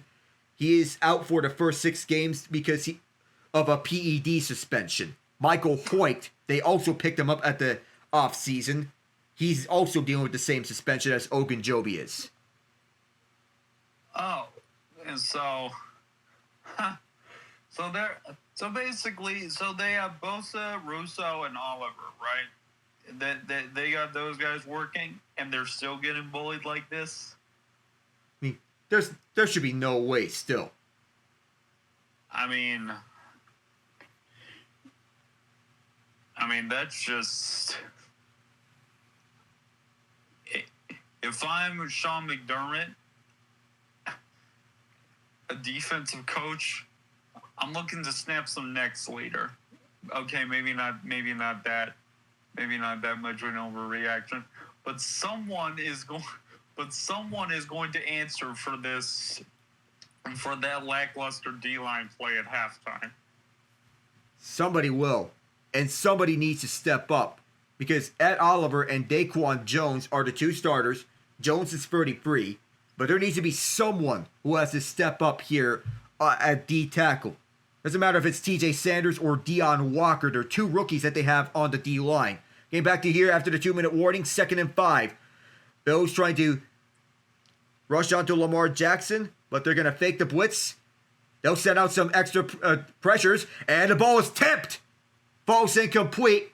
Greg Russo got a hand on it at the line before Andrew Voorhees could come down with it. 3rd and 5, upcoming, but good tip by Russo. A lot of depth around this defense as Russo, he was dealing with a block from Daniel Faalele. He was able to read that pass and get the tip. Bills trying to force the Ravens to a long field goal. This is well within Tyler Loop's range. And a timeout's going to be taken by Baltimore. It'll be their first timeout of this half. And Cole Bishop and Taylor Rapp are the two starters at safety. The belief was that Sean McDermott wanted Bishop to learn while Damar Hamlin was starting last year. He had 2 interceptions last year, tied for the most on the team. He deflected 5 passes on the season. Christian Benford, their CB1, got rewarded with a nice extension after he broke up 10 passes last year. Also had 2 interceptions. So everybody eats can also translate to the defense, not just their receivers. Terrell Bernard giving the instructions to Cam Lewis, their utter safety. From the shotgun, it is Jackson with Flowers motioning towards the left. Lamar Jackson towards the middle, and it is caught. 2 receivers were there. I believe that Flowers came down, but he did. And a timeout will be taken right afterwards. What's the rule on the catches? If you have firm control, the ball can hit the ground, right? Yes, if you have firm control, the ball cannot hit the ground. They might look at this one. Buffalo takes their first timeout, and because it is inside the final 2 minutes, this play is not challengeable. So we don't. So did you see something, Ian? Did you see the ball hit the ground at one point? Well, no. So I saw it hit the ground after he had a hand under it. And so he was down by contact. Yes. So there it is. So they're going to leave it as a completion. The play is not challengeable because we're inside the final 2 minutes of the half. Justice Hill, ball is out. Hill picks it back up, and he's going to be down for a huge loss. Buffalo's defense does the job there. I don't know what Harbaugh or whoever's calling the play was thinking. Why are you trying to go east-west when running straight downhill has produced great results for you? I don't understand. On option plays, I get because you got two guys going two different directions. But why are you trying to have Justice Hill turn a corner when you've been getting great space with your interior line and your right tackle? That's something that's not understandable. You want to play a more direct game, which is a north-south game. And you're going east-west. Outside runs, you can throw outside runs from here and there. But the Ravens paid a heavy price that time, and Joey Bosa reminded him of such. He punched the ball out, Hill got it back, but he paid a hefty price. It's a loss of nearly double digits. Yes, it is double digits. It's a loss of 15 on the play. So take it as a de facto sack, if you will. Tap pass to Flowers. Nowhere to run. He's going to have to duck and cover at the line of scrimmage. And absolutely nowhere to run, and another timeout is taken. Buffalo uses their final timeout with 90 seconds left, and the Ravens are forced of a decision. Do you run some more clock out to kick a field goal, or do you go and take the risk by passing for the first down? You remember, the Bills are out of timeouts, and this is a huge decision. I think they go ahead and run and waste this and waste that clock. I don't think they're going for the home run, as you were trying to say.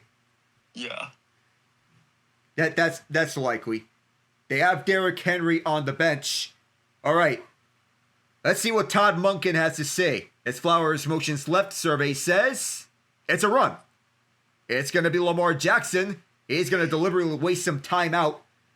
And Joey Bosa was right there on the play to make it happen.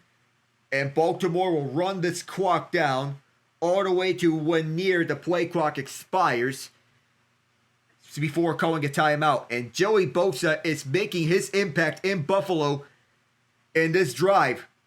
So he's trying to make him stop. And as Jackson was going the other way, he's met by Ed Oliver. So welcome to Buffalo, Joey. He's already finding himself a home here at Buffalo.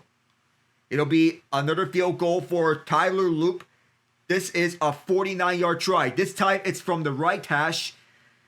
And for here, no big deal for kickers, as it used to be. Be 49 yards. Snap, spot, and a kick. And to start off his career, he's 2 for 2. And drilled it. He's just making that look easy. 31 seconds to go in the half. The Bills are out of timeouts. So now, if you're Buffalo, do you run the clock out or do you try to get in range? I mean, you can try and take a couple of shots down the field. Just make sure that you're throwing to the outside, that is, Ian. Yeah.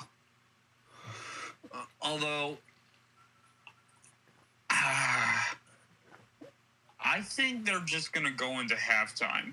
Because didn't you say the Bills get the... Do the Bills get the ball in the second half? No, the Ravens start the second half with possession. Oh, I see. So, actually, yeah, I think they do try and at least get 3 more.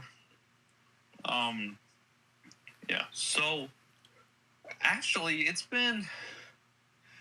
Despite the Chiefs losing, it hasn't been a totally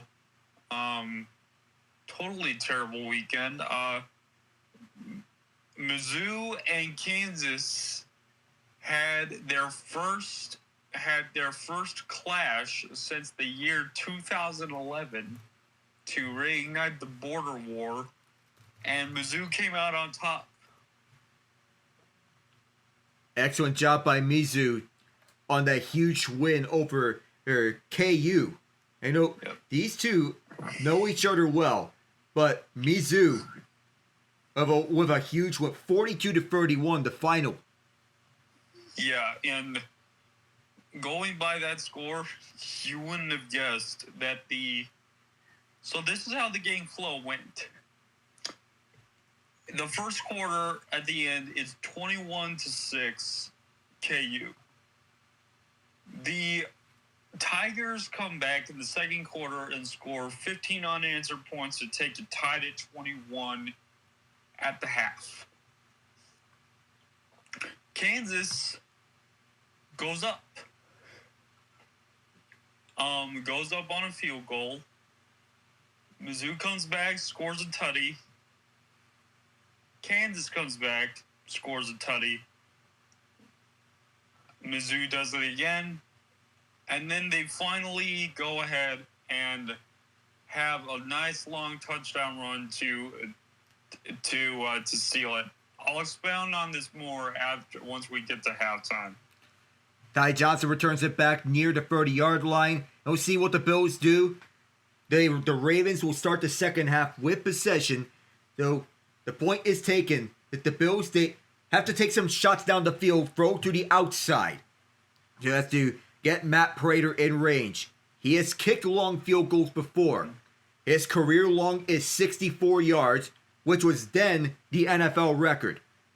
Cam Little's 70-yard field goal in the preseason would have been the new NFL record this year. But it's preseason. Unfortunately, it does not count for the official record. Here's Josh Allen. Steps up in the pocket, now moves over to the left side. Aiming to source down the field, and it's caught! They had to get back to the line. It must be touched by an official. Khalil Shakir came up with it. It is past midfield at the 47. Allen will spike it with 7 seconds. Ball is at the Ravens 47. And Matt Prater can kick it from this distance. How much does he have left in the leg? As Shakir moved towards the inside. If the Bills were to throw this ball, they must go to the outside. If we're talking about Matt Prater, just go ahead and have him kick it from there. We'll probably make it anyway. Probably. Yeah. But you have to take it to enough time so as to not make sure the Ravens have a shot at a Hail Mary. Oh, they won't have a shot at that. It's the Bills are going to have they're either going to do one throw to the sideline out of bounds, or they're going to have to resort to a Hail Mary. All right, so Prater is warming up for his field goal try, his career-long 64 yards. As it's mentioned, previously the NFL record when he was with the Denver Broncos. That 1 year with Peyton Manning, putting up MVP numbers. Josh Allen with an empty backfield. So, bro, you got to throw it short. You have to throw it short. The Bills are going to let this one go. And it's their time. Is there time? The clock shows 0. Josh Allen says there's 1 second. Ooh. That is going to be close. The Ravens are running to the locker room, and we're going to have an interesting conversation here. Dalton Kincaid caught it, and he is going to get this out of bounds. John Hussey says 1 second. There is time for a Matt Prater field goal. Oh my God. You know what? I think his glutes landed out of bounds with 1 second left on the clock.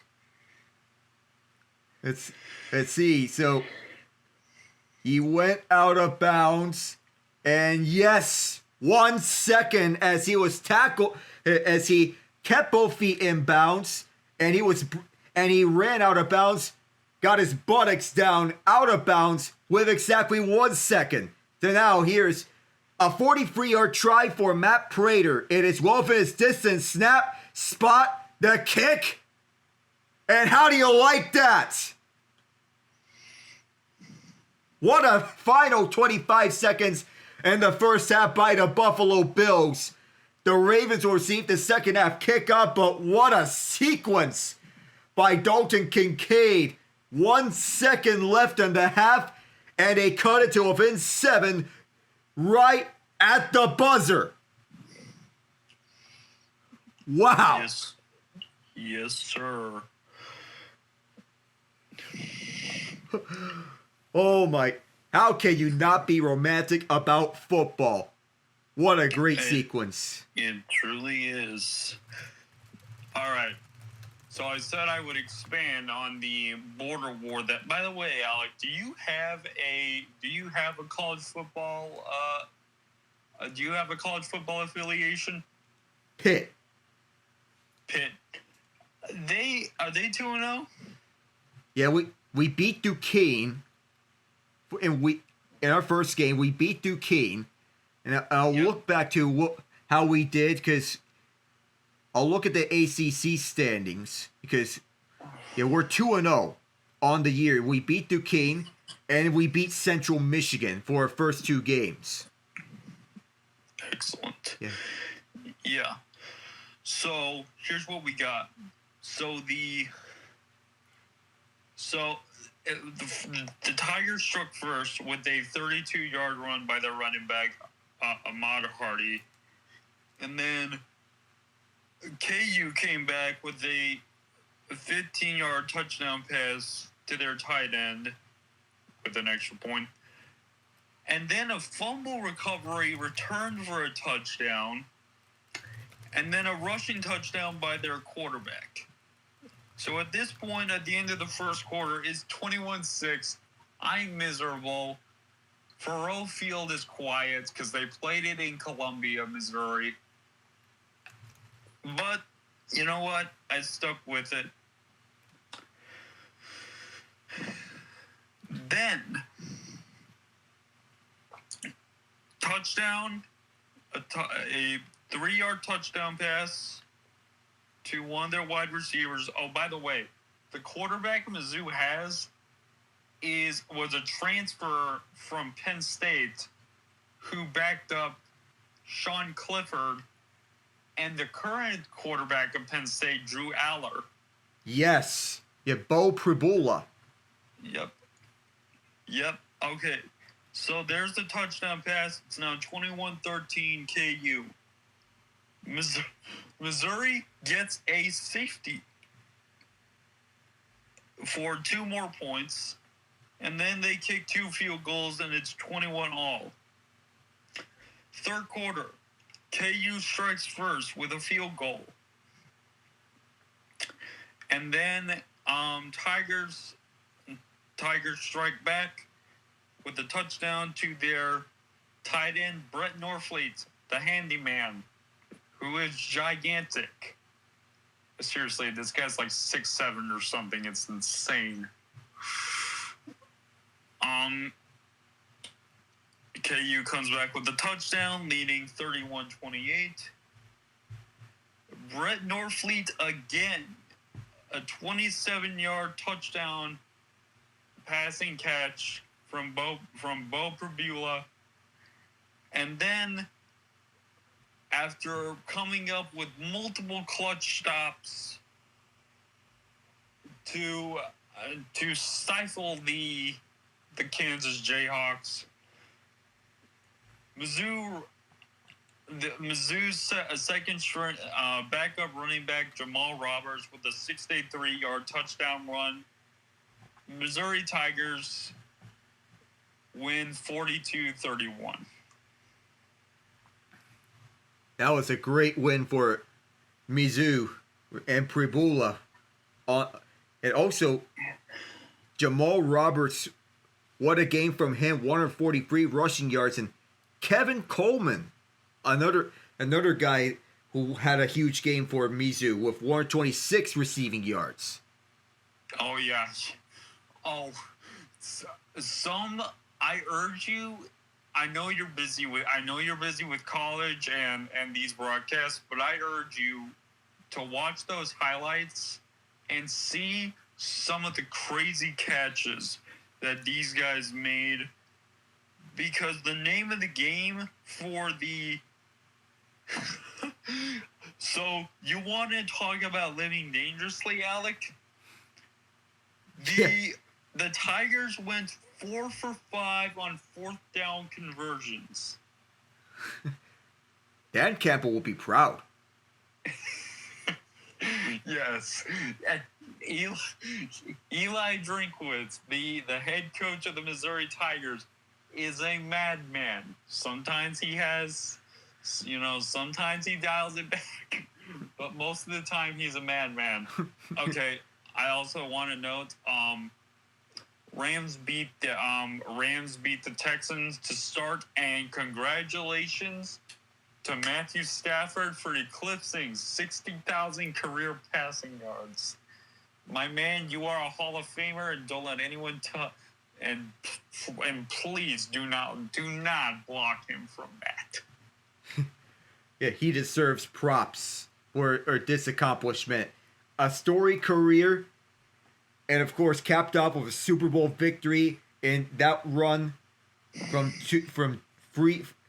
4 seasons ago already. That's already been 4 years? How the time flies. It's the Rams, Now, I want to get this out the way. If you're looking for defense, if you're a defensive specialist, and if you love playing defense, this was your game. A low-scoring slugfest that you'd be reminded of the days of old. Agreed. 14-9, the final. Of course, as we mentioned about defense, 3 players on the Rams each had a sack. There's Byron Young, Tyler Davis, and Jalen McCullough. It was just more of these 2 teams had 2 of the top defenses in the league, and we know exactly of that. Houston's defense still looks as good as ever. Will Anderson, Henry Tutu, and Foley Fatukasi each a sack. And while interceptions were not there, the amount of yards gained by these 2 teams, less than 300 total. Houston at 265 total yards, LA 296 total yards. But Stafford eclipsing 60,000 was the highlight, as his leadership leading to this. Entering the year, there were questions if Stafford was going to be 100%. Well, concerns no more. But for Houston, they have to do something about that offensive line and fast, because the problem with the O-line just got even larger when they traded away Laramie Tunsil to the Commanders.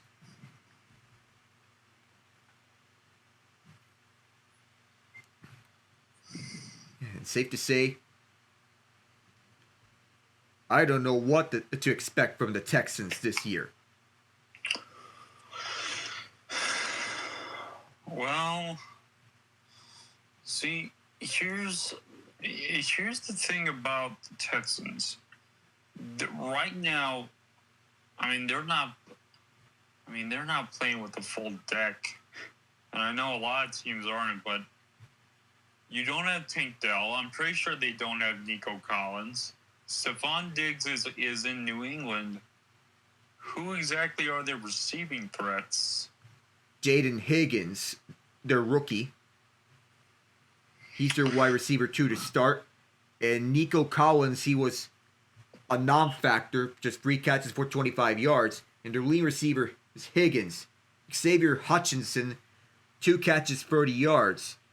And they got Justin Watson. I'm currently missing Justin Watson. Yep, the deep threat. Yeah. So, not a lot, because Nico Collins was a non-factor and Houston wanted to be a factor in this game. That Rams defense looks really darn good to start. They're in good hands after the retirement of Aaron Donald. Because Jared Verse is that guy.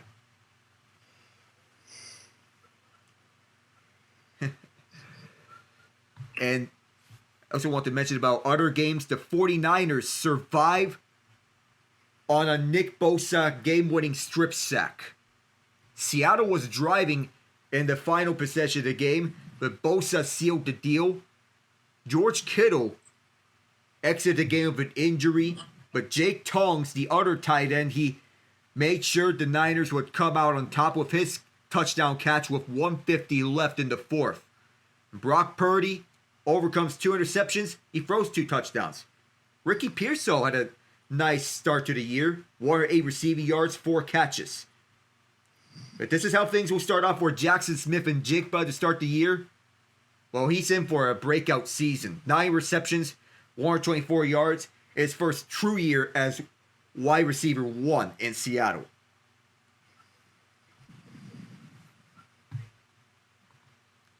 I also want to mention Arizona wins 20-13 over New Orleans. This one actually surprised me because I thought the Saints would lose by at least 3 scores. Well, I was wrong. But then again, it all comes down to how Kyler Murray performs, and he was decent, to say the least. Marvin Harrison Jr., 5 catches, a touchdown on 71 receiving yards. Hey, Alec, I'll be right back. I gotta take care of something. No worries. So, the Cardinals-Saints game was a little surprising because Harrison, 5 catches, 1 touchdown, 71 yards. Spencer Rattler, on and off to start the year. Trey Benson, 8 carries, 69 yards. The Jaguars dog walk the Carolina Panthers 26-10. As Travis Etienne Jr. racks up 143 yards on the ground on 16 carries. This is more of a game for Brian Thomas Jr., Hunter Long, these 2 with the touchdowns. Thomas with a touchdown rush, not a touchdown catch. Bryce Young, the less said about the start of last year, the better. And because this looks eerily similar to last year. 18-35, a touchdown, and 2 picks. And the Broncos outlast the Tennessee Titans, spoiling Cam Ward's debut. Ward, 112 passing yards in his first game. Ouch. Bo Nix, some may be thinking about the dreaded sophomore slump. 25-40 for 176 yards. R.J. Harvey with 70 rushing yards on 6 carries. Cortland Sutton had a touchdown catch. And Commanders 21-6 over the Giants. It's all touchdowns from the Commanders this time around. Zach Ertz, Bill Krosky-Merritt, and Deebo Samuel with the catches. Well, Krosky-Merritt and Samuel was touchdown runs. Bill Krosky-Merritt, 10 carries, a touchdown, 82 yards coming from him. To the Ravens, with their 9th straight game of 150-plus rushing yards. Derrick Henry, 6th career game of 1+ rushing yards quarter. With 1-1 in the second quarter, tied for the second most since 1991. Josh Allen on quick passes, 7 of 9 for 44 yards and a touchdown. 41% of his passes were behind the line of scrimmage. If he keeps this pace, that would be a career high for him. And this next-gen stats out the way. We welcome you back here from Highmark Stadium. The final year of the Ralph well underway. Josh Allen at the half, 12 of 17 for a touchdown, 1 free yards. Lamar Jackson, 8 of 10, 67 yards. So we're welcoming you back here just outside Buffalo, New York. Here at the 716. Matt Prater set to kick it off to either Justice Hill or LaJohntay Wester, the two return specialists for the Ravens. They're chanting Seven Nation Army here as Prater gets it off and backpedaling to the end zone and taking a knee for the touchback was Rasheen Ali. They'll bring the ball over to the 35-yard line. John Harbaugh knowing what to do in the second half. Buffalo is going up against a tall task. The Ravens are 10-0 when Henry rushes for 100-plus yards in a game in his time with the Ravens. The Buffalo Bills defense back onto the field. They had trouble stopping Derrick Henry in that first half. But what do they have here for halftime adjustments? DeAndre Hopkins on the field for this play. Start the second half. We'll see how they go. Dorian Williams, 42 in blue, is out there onto the field with Matt Milano. Williams, normally an inside linebacker, he's being deployed as an outside linebacker here. Run to the left for Derrick Henry. Henry carrying several Bills defenders with him. He'll get 4 yards out of this. So base defense look here for the Bills with a free linebacker set, the third linebacker being Williams. Use Milano and Bernard to start off. Now get the slot corner Taron Johnson back out there. One of the best slot corners in the NFL. Henry with 3 yards on the first play. That's his 10th rush. He is averaging 12.6 yards per carry. That's a total of 126 yards. Dorian Strong position outside right. Motioning towards the right is Zay Flowers. Following him is Johnson. Lamar Jackson, pressured by Bosa, running up front. Jackson, able to get past the line of scrimmage, only a yard out of it. As he was chased down by Joey Bosa and Matt Milano. That forces the third down here. And he was getting picked off on the pass rush by Bosa towards the outside left, and Milano read that he was moving up towards the middle. Not as a quarterback spy, but he was reading this. As Tyler Linderbaum initially blocked him up on the blitz. As Bosa almost brought him down at the line of scrimmage. Now it's Jackson. Deep drop back. Throwing towards the middle. Wide open is Flowers. Flowers past the 30-yard line. Flowers down shy at the 20. Chased down by Terrell Bernard. A quick snap. And a quick throw from Jackson to Zay Flowers as he moves the chase all the way deep to Bills territory. Getting to the second level past Bernard. And left nothing on towards the outside. And the timing of that pass, efficient. One hop this time, he says. As Taylor Rapp saved the touchdown. Ball now on the Buffalo 23. Moving right is Justice Hill. Screen pass Flowers. As the screen is set. And Flowers will waltz in for the touchdown. That extends the Baltimore lead. Jackson and Flowers again. 2 plays in a row. Ronnie Stanley setting the block on the outside left. Paving the way on the screen pass. They're basically tight ends playing as blockers on this run pass option. Stanley leveling Christian Benford. That's a quarter. Getting blocked off by a left tackle. No chance for Benford to do anything there. He got flattened out like a pancake. And this extra point is up. And Loop deals it. So Baltimore up 27-13. Buffalo down by 2 touchdowns. See what they do to begin their first drive of the third quarter. I'm Alec Nava. We'll be right back.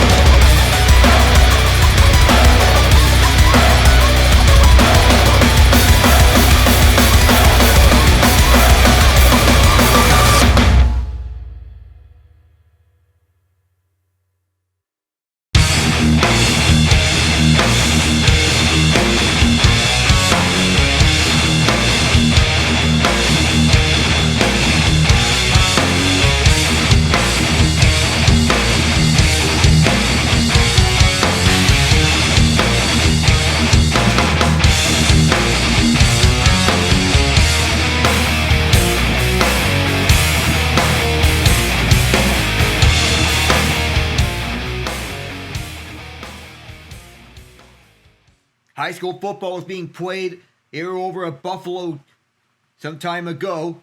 And Buffalo Joe Andreessen was one of those who was born and raised around the Buffalo area. This kick might be out of bounds. So this ball will be placed at the 40-yard line. So look, the rookie kicker Tyler Loop kicking this out of bounds.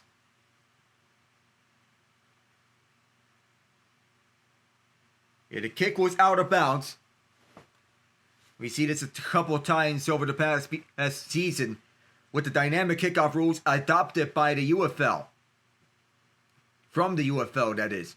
That the NFL is adopting. First drive for the Bills here will be starting at the 40-yard line. The touchback marker has been moved up to the 35-yard line. Prioritizing more offense. Cook up the middle. Makes it to the 45. So far, the Bills trying to get back to what the Ravens are doing. Scoreline is 27-13. So Mike Green, in his first action, the rookie out of Marshall, will make that tackle. Rookie edge rusher.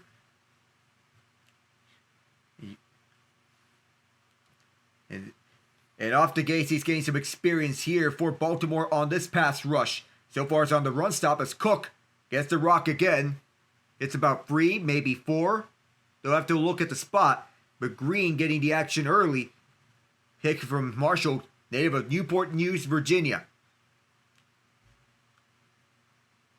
James Cook rushing up the middle again. And Mike Green getting himself into a scandal. No charges, though. The Ravens used him as a second-round selection. You keep in mind that this came after Justin Tucker got into a scandal himself. 3 yards for Cook previously.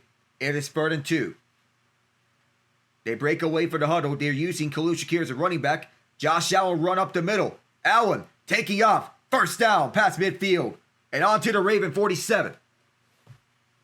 Teddy Buchanan, another rookie, making that tackle. This rookie from Cal, native of Palo Alto. The inside protection was strong there as Allen took off up the middle and got by Buchanan. Now it's 3rd and 3, but he got up the middle and the reads up the lanes in which Allen was able to identify. 4 minutes gone here in this 3rd quarter. Ravens lead by 14. It's 27-13. Kyle Hamilton at the blitzer spot. Cook gets by 1 tackler. Cook trying to get the first down. He does. 11 yards on that run. Another Bills first down. The run game has been going strong for the Ravens. The Bills trying to put an answer to that with Spencer Brown, the right tackle, setting the inside edge as he drives one of the Ravens defenders away, Tavius Robinson.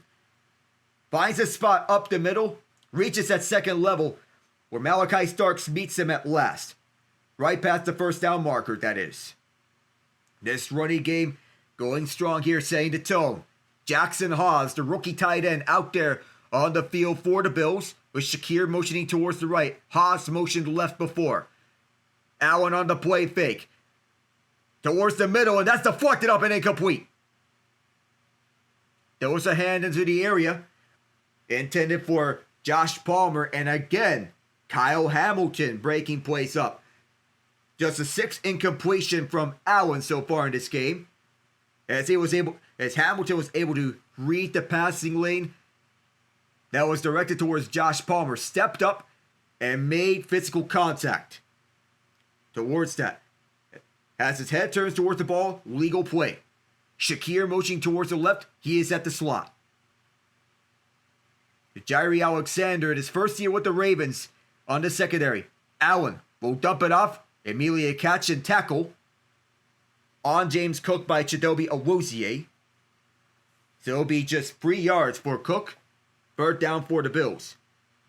This Baltimore defense holding firm. It's a bend but don't break mentality for the Ravens. Jairi Alexander and Malachi Starks so far having good first outings with the Ravens.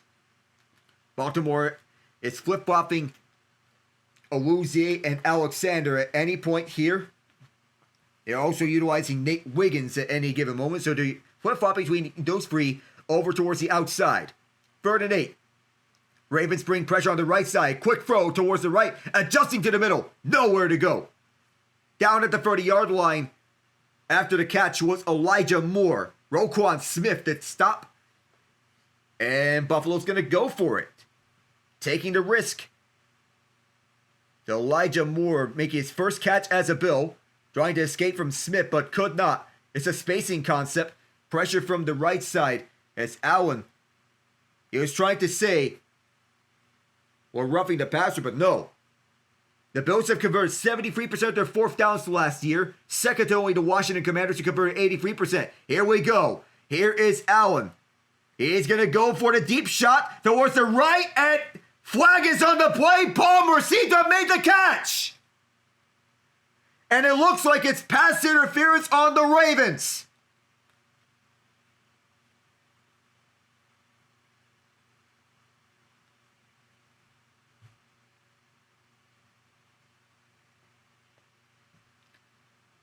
Indeed, it is pass interference on Jaire Alexander. That gives the Bills a free first down off the penalty. Once again, is Josh Palmer being targeted. Palmer grabbed from behind. The ball is bobbled up. And Palmer refused to give up on the play. I thought that Palmer made the catch, but it was incomplete. Palmer asking for the flag. He got the flag, and it's first and goal at the 4-yard line instead of a turnover on downs. The ball fell incomplete at first. It was a contested ball between him and Alexander. Design QB run for Allen. Allen tried to plow through. Can't get there. Down at the 2-yard line as Smith was in the vicinity. It is like a clash of AFC Titans. Two teams with Super Bowl aspirations. Josh Allen, Lamar Jackson, the two MVP finalists from last year, proving themselves why they are the class of the quarterback hierarchy. Between them, Patrick Mahomes and Joe Burrow. Single back set for the Bills. Ravens bring extra players to jumble up, to mix up the line. Kincaid motions right. It'll be Cook up the middle for the touchdown. What did the kid say? Let James cook. That took 5 minutes and 1 second off the clock. The Bills were gunning for it, and they finally got it up. And their patience was rewarded. Up the middle through the gut. With the block set for the interior offensive linemen. McGovern and Torrance. James Cook showcasing himself why he is tied with Derrick Henry for the most rushing touchdowns in the NFL last year. The extra point from Prater. He drills it. There are flags on the play, however, so hold on. The two officials encroaching on the play will get the verdict from John Hussey. It looks like there's an extra man on defense. They're all chanting along to shout by the Eiley brothers, or at least their version of it. The side judge explains to Sean McDermott.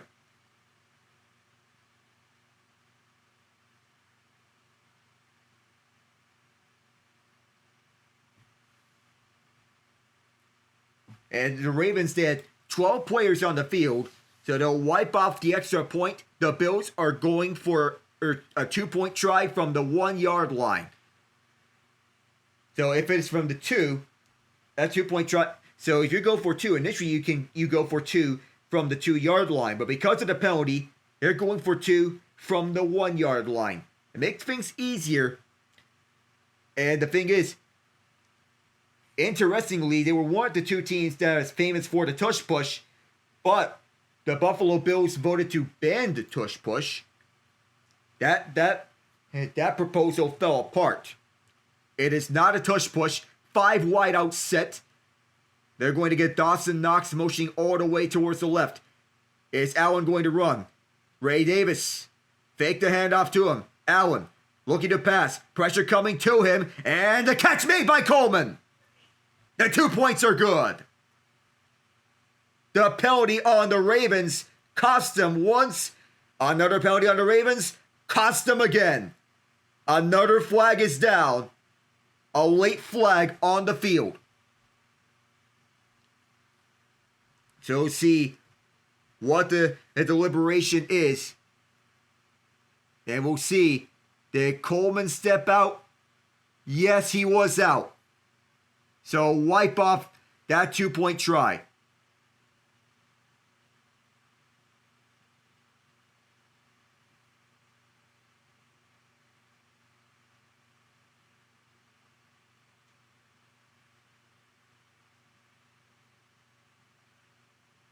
So the try is no good. So it's mistake after mistake. And we are back to the score where it was. That is an incomplete pass. He went out of bounds. The try is no good. It's 27-19 Ravens. We'll be right back.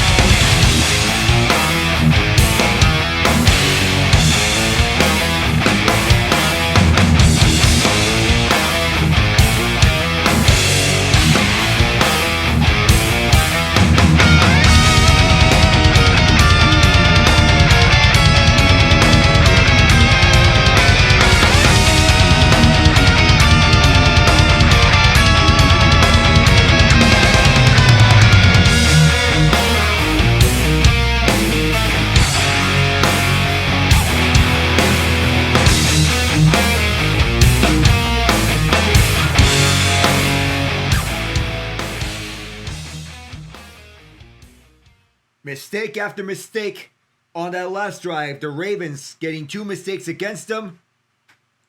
One on the extra point attempt, the other on the pass interference. But it was the Bills getting a mistake as Keon Coleman stepped out. But one could argue that he was forced out by Malachi Starks. However, you cannot step out of bounds before touching the ball again on the 2-point try. Otherwise, that's an incomplete pass. 27-19. The Ravens still lead this game. They are getting the ball back. Buffalo, if they were to tie this up, they'll have to get a touchdown and go for 2. Matt Prater to get this one off. It's up. And stepping up, that is Rasheen Ali, who's been utilized as a return man for this game. He takes it back to the 33-yard line. So far, both teams have touchdowns in the second half. Setting the edges, Tyler Linderbaum setting the gaps for Derrick Henry to make these runs. It's 3 plays for the Ravens. It's Derrick Henry getting the help from the offensive line as is. Linderbaum, of course, being the leader up the interior and one of the best centers in the NFL. 18 carries for 163 yards are the Ravens. Pistol set. Here is Henry again. And another inside run. They'll bring another 5 yards, maybe 6. It is eventually a pickup of 5 And that two-point conversion.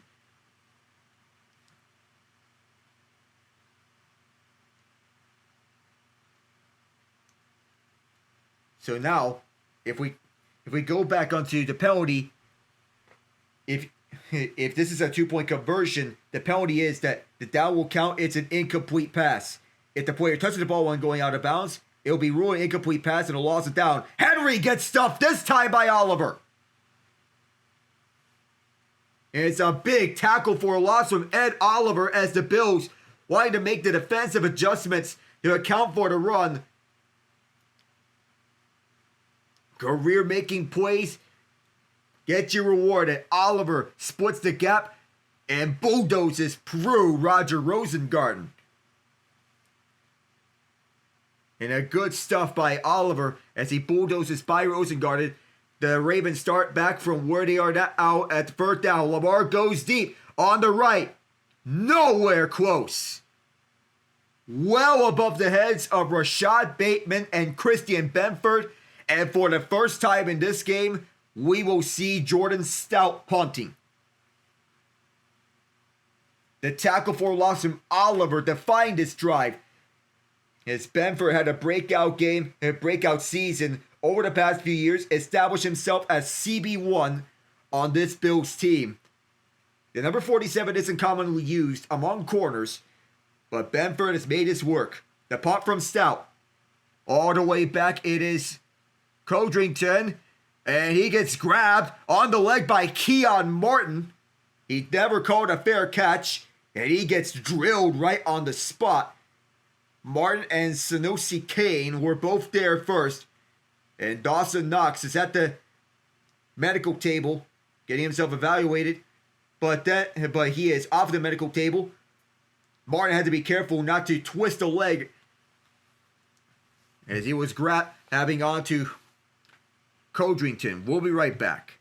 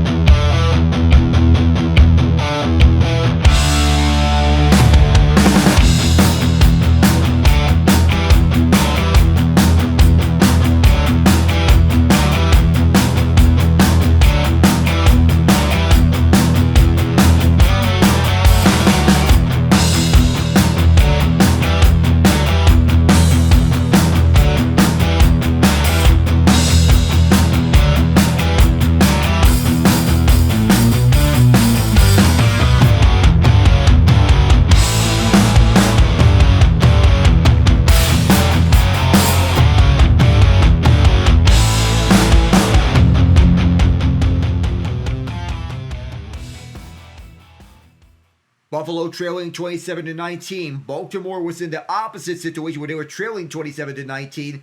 They got a touchdown, couldn't hit the 2-point conversion. A drop that Mark Andrews does not want to remember. He's trying to put that behind him. So far, it's been Derrick Henry for much of this game. Not a lot the passing game has to be used. With Buffalo, the passing game has been the specialty. Josh Allen, 14-20 for 118 yards and a touchdown. Lamar Jackson, 10-13, 129 yards and a touchdown. Let's see what Allen and Co. can do. Strong eye set for the Bills. Now it's a weak side eye. Allen keeps it, evades one defender, and up and over goes James Cook. No gain on the play. Able to get back towards the line of scrimmage as he was walloped. Josh Allen was the QB at Wyoming from 2015 to 2017. Throwing mechanics, something that he had to work on for some time. Now, Hard Knocks, the evolution of Allen's throwing mechanics. And so earlier his rhythm was wobbly. Now his rhythm is smooth. And it's established up into a top 3 QB in the NFL. Palmer motions slightly left. Allen trying to find someone. Flags down on the field. This play may be coming back. Allen spins, protecting the football, and we'll have to check the penalty. This might be a hold. This is going to come back.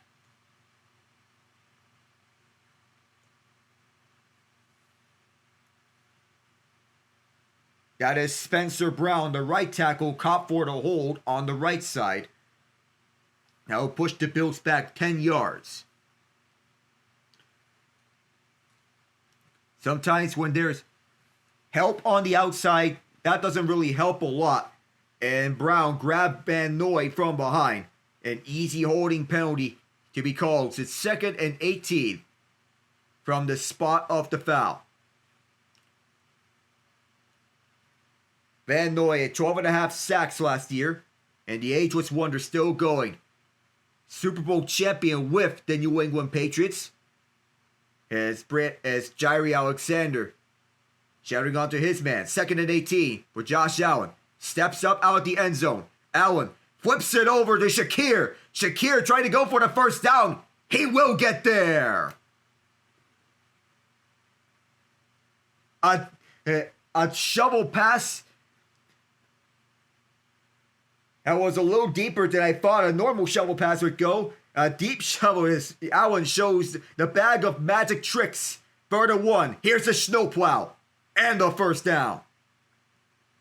And there's pushing and shoving further down the field at around the 35 as Dalton Kincaid was rushing deep. And Chidobe Awuzie was also there.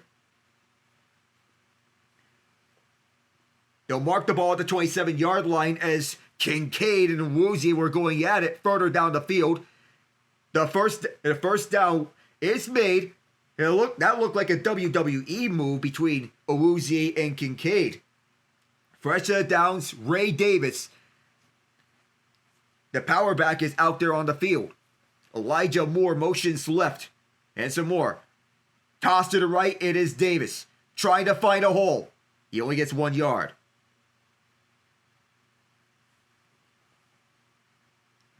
And the Bills trying to punch it down the Ravens' throats. John Harbaugh and watching onto his defense. His defense, one of the best in the NFL. It's 2 yards for Davis. Derrick Henry having himself a career quarter. 101 yards in that second quarter. Ravens leading 27-19 because of that. Mike Green back out there. The rookie edge rusher of Marshall. Motion right is Moore again. Now he'll come back towards the left. Allen's going to throw. Davis Robinson closes. Allen towards the right. Well over the head of Josh Palmer. It's 3rd and 8. Stops the clock with 3 minutes to go in the quarter. Bills face with another 3rd down. This time they will not be using the snowplow because it's not a short yardage situation. 27-19 as Marlon Humphrey watches on from the slot position. The savvy veteran has been here throughout his entire career. So Humphrey had 6 interceptions last year. The rest of the team, 6 combined.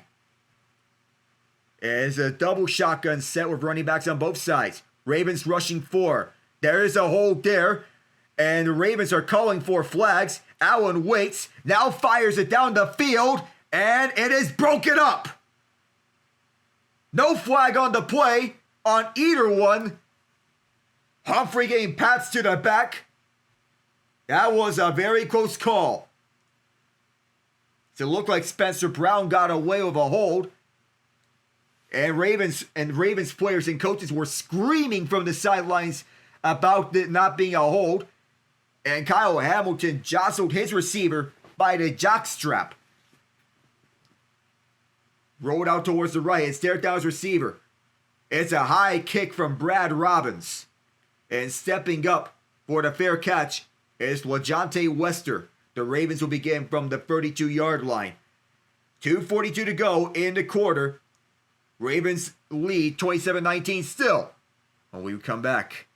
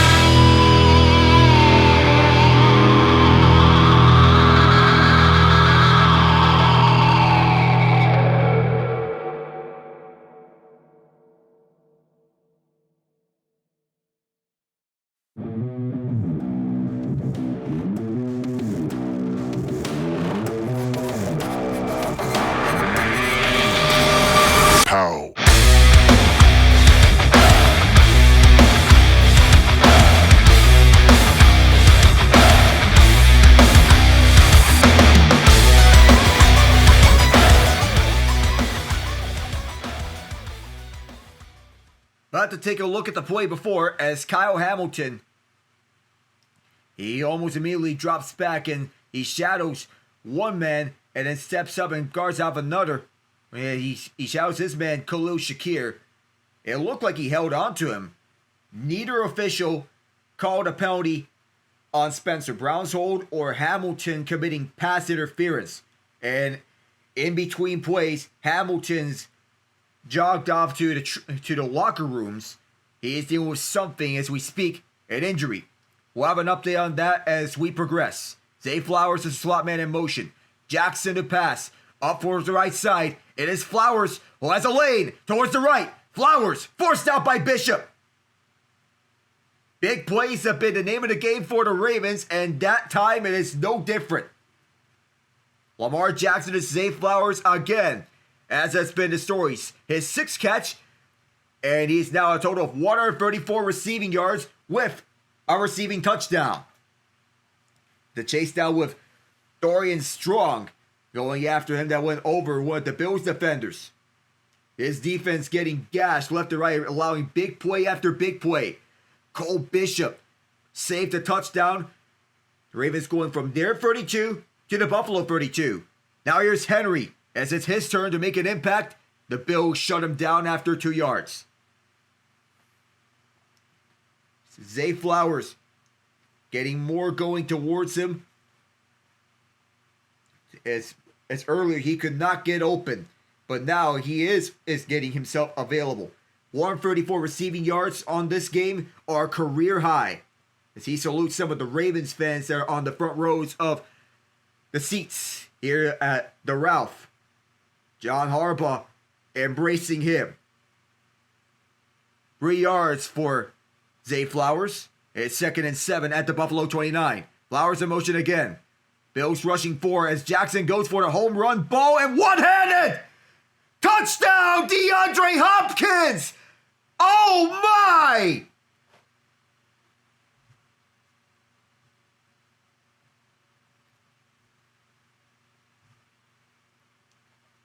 That's one way to make your charm at the Charm City. As DeAndre Hopkins reels it in one-handed. He can do anything. And that is how you make an impact. First game in Baltimore, make himself feel at home. DeAndre Hopkins already setting the tone with Baltimore. If Buffalo allowing big plays over and over again, that's been the Achilles heel for them in this game. Extra points good. His first touchdown as a Raven. And that's been a career highlight. Add to it. We'll return with the final moments of this quarter. What a beauty.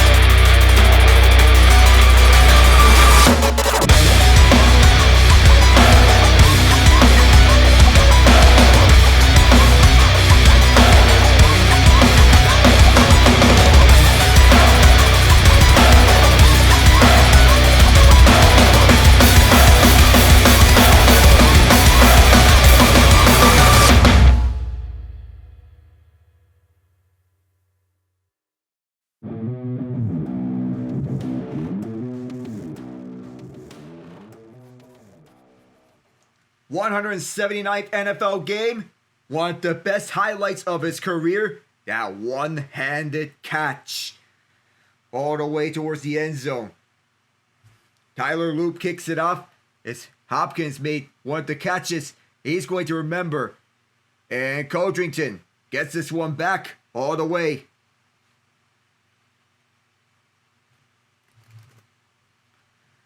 Kyle Hamilton went into the locker room for a brief look. We have a flag down the field. It was a glove. John Hussey will tell us what this flag is for.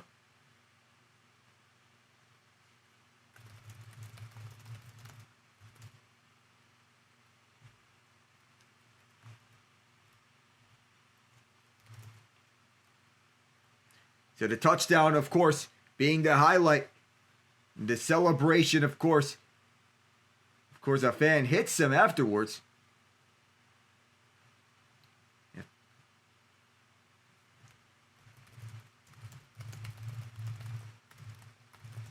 So now we'll go over to afterwards as Josh Allen hands it off to James Cook. They're starting for the 16 because of that penalty, because of the hold. Up the middle for 4 yards.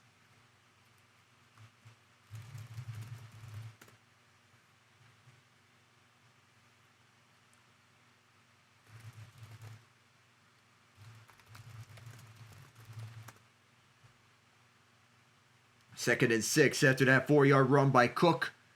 After shotgun set. And so far, Buffalo, they need a response. Because the Ravens, they've been all over them in this game. Final seconds of this quarter. We're going to assume this is going to be the final play of the third. Barring an incompletion. Allen rolls out and throws towards the right. First down catch made by Josh Palmer. That goes for 8 yards. And that'll take us to the 4th. The Bills will move the chains. So it'll be 34-19. The Ravens will take that 15-point lead to the 4th. We'll return for the 4th and to see how this all ends out. I'm Alec Nava. Stay tuned, everyone. Pow.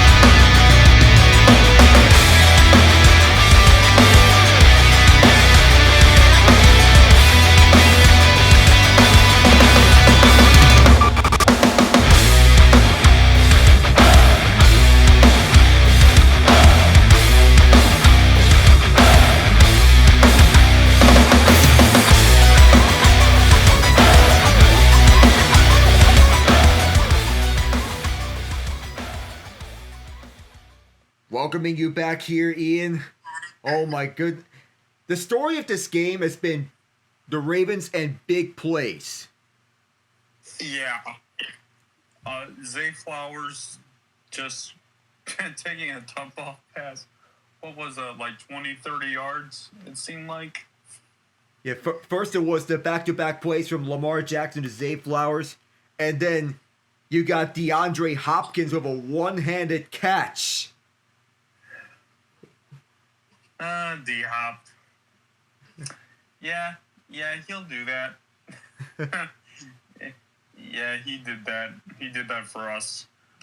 Yeah, this... Wow. I mean, dude, I know it's week 1, but oh my God. I thought this was going to be a tight game. The Bills are... Don't let the score fool you, ladies and gentlemen. If you're not watching this game, the Bills are getting sliced and diced. Their defense is. Yeah. The Ravens, they're showing that they have one of the best rosters in the league, if not the best roster in the league. They're coming to the 4th quarter now. See how Buffalo puts up a response here. They need 2 touchdowns, an extra point, and a 2-point conversion to tie. Ravens send 4. Allen towards the left side, and open man. It is Keon Coleman who gets 14 yards. Coleman was out of bounds on the 2-point try. So the pass to him on the 2-point conversion, in which it was initially ruled a completion, they wiped it out because he was caught with a penalty. So they called it an incomplete pass. Bills go hurry up here. Allen dumps it off towards the left. It is James Cook. He gets towards the 48-yard line. Are they going to go hurry up again, try to tire out this Raven defense? They're getting into formation here. Of course, they're going hurry up, no huddle. Still sticking with the shotgun sip. With receivers, 2 receivers left and right. Or 3 receivers towards the right. Allen launches one deep towards the left field, short of Coleman. He turned around a little too late. And Kyle Hamilton left the field for the moment. He went back towards the locker room. He came back out. He had some padding over at his hand. His middle finger got taped. and his middle finger and index finger as well. So he's back out onto the field. He is playing through an injury to his hand. And now he's playing corner. Here is Shakir motions towards the right. Hamilton can play any position. Corner, safety, even play linebacker. He's so versatile. Ravens send the house. Screen pass towards the right for Cook, who gets by the initial tackler. Cook has a lane. James Cook. Can he split the middle? He'll cut towards the left. One more guy to beat. Cook finally brought down the one. What a play by James Cook as he was cutting all sorts of angles, completely thinking out Nate Wiggins. But a touchdown-saving tackle keeps Buffalo at the Ravens' 1-yard line. All the pressure away from him, and now it's a snowplow. Allen will not get there.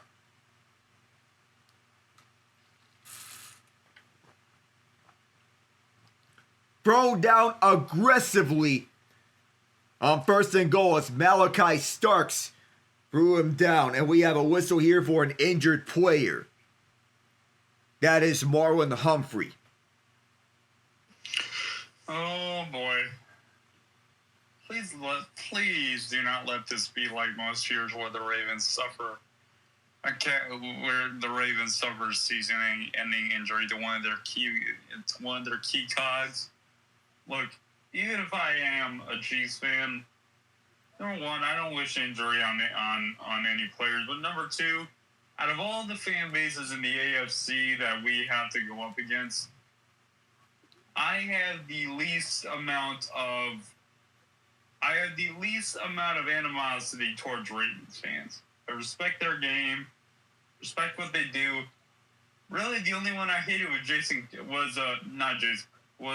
Justin Tucker, and he's gone. So I got no qualms with them. It's fair. Yeah, even though I'm a rival of the Ravens, this rivalry between the Ravens and Steelers is one built on it. In the heyday, this is a rivalry to watch, and that's why, as a fan of the Steelers, that although I don't like the Ravens, I have my respect for them. Motion man is Reggie Gilliam, the fullback. Allen, play fake rollout. He's going to take this himself and run it in for the touchdown. PA rollout. Well, no need for the pass. Why pass? Well, you could just run it in yourself. And now we'll see what the Bills do. And I hope that everyone is paying attention to this game, because what a game we're having. Buffalo is going to go for 2. And Josh Allen did have a conversation with Mitch Trubisky in the meantime that Humphrey was down on the ground hurt. Trubisky is the backup QB. He's wearing number 11. Motioning left is James Cook.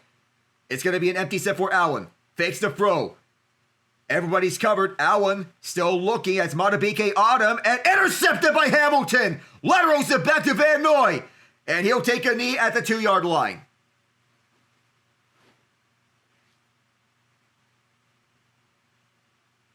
Just because you have the interception doesn't mean the Bills can't score a 2-point try. So, but in any case, it is Ravens 34, Bills 25. It's still a 2-score game. The Bills need a touchdown and then a field goal. We'll return in a moment.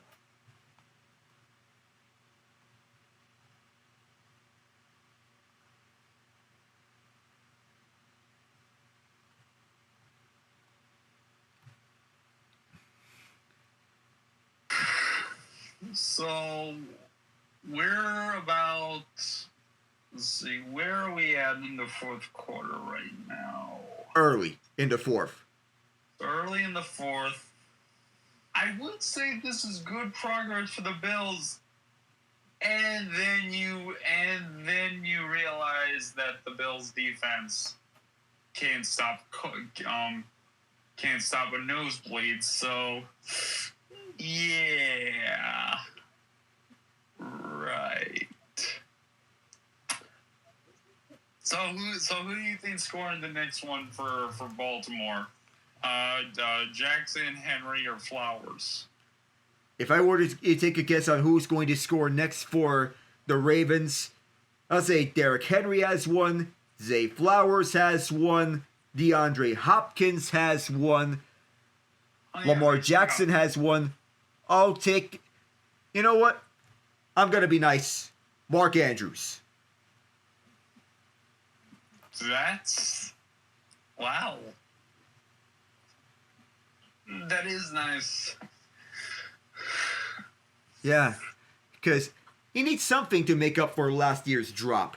He hasn't had an impact in this game, but I think if there's someone who needs one badly, I think it's going to be him.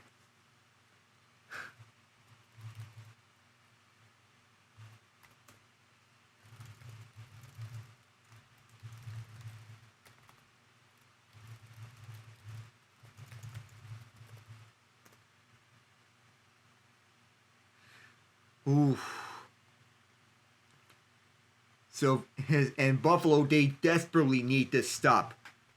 But their defense has been very off-key in this game. And we'll see how they do here. The most rushing touchdowns in team history now belongs to Josh Allen with 66. He just passed Furman Thomas for the single most touchdown runs in franchise history. Thomas was the all-time leader previously at 65. Now it's Allen, their franchise QB. Now it's still a two-possession game. And now, got to see how Buffalo does defensively. They need a stop. And right here, on the return is Ali, up the middle, back to the 35. Or maybe the 30, so we'll go back to the interception. Everybody was covered. And Kyle Hamilton did a nice little lateral. Just because you intercepted the pass doesn't mean that you still cannot allow 2 points. As Hamilton jumped up and he laterals it over to Kyle Van Noy. He realizes that there's nowhere to run. And so he brings it out towards a 2. Ravens changing up the formation. They'll bring it to a shotgun set before it was a single back set. This is Lamar Jackson passing towards the right and short of Zay Flowers, who may have lost an edge trying to catch it. And it stung for the Ravens that Zay Flowers missed the playoff game. Now he's back making an impact. In his first game back, over 100 receiving yards. He's at 134, which is a career high for him. Boston College Eagle product. He is wide over towards the left, next to DeAndre Hopkins. Dorian Strong covering him. Taron Johnson meeting up over the slot. Motioning right is Justice Hill. Bill sending 4. Dump off pass low for Hill. And Hill is just short of the first down. It's 9 yards for Hill. Before it was brought down by Terrell Bernard. 3rd down and 1. And last year, the Bills had... hold on. That looks like an incomplete pass. That is an incomplete pass as Hill dropped it at the last moment. So erase that. Hill dropped the ball before he was going to take off and run with it. So the Bills can breathe a sigh of fresh air for now. It was clear and obvious that Hill dropped it. So no need for the challenge. Because the initial ruling was brought up by the replay officials. They saw it and they confirmed it to John Hussey. And this was Hopkins as he motioned left towards there. Matched up with Taron Johnson. Bills once again send 4. Jackson running for his life away from Greg Russo. They both can't get to him. Jackson still has room. And he's going to run up front and have the first down at the 50. And finally brought down the 45. He takes a heavy hit at the end. But he went behind the line of scrimmage by about 20 yards. You wonder how many total yards he ran over there. But he's one of the smartest quarterbacks in the league. as he turns a broken play into a great play, but also excellent blocking from his offensive line, including Tyler Linderbaum. His fifth rush, here's Henry. The O-line opens up a hole. Henry towards the left. Goodbye now.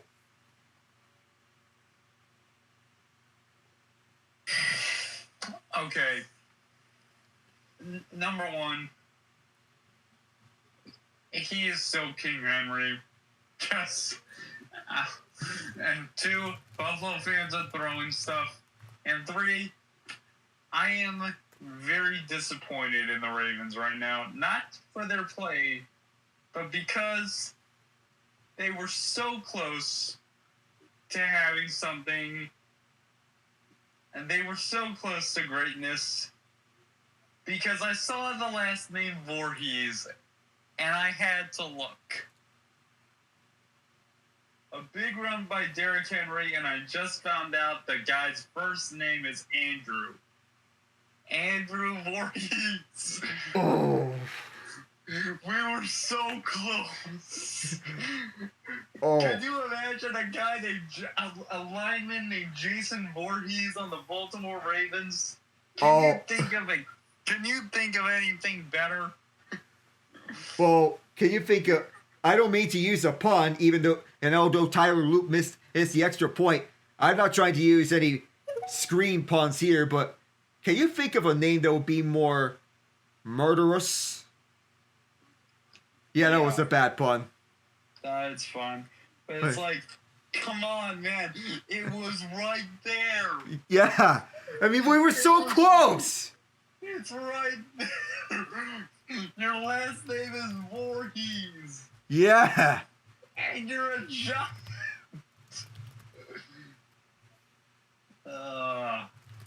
You were so close. Anyways, so yeah, Derrick Henry lords over everyone again.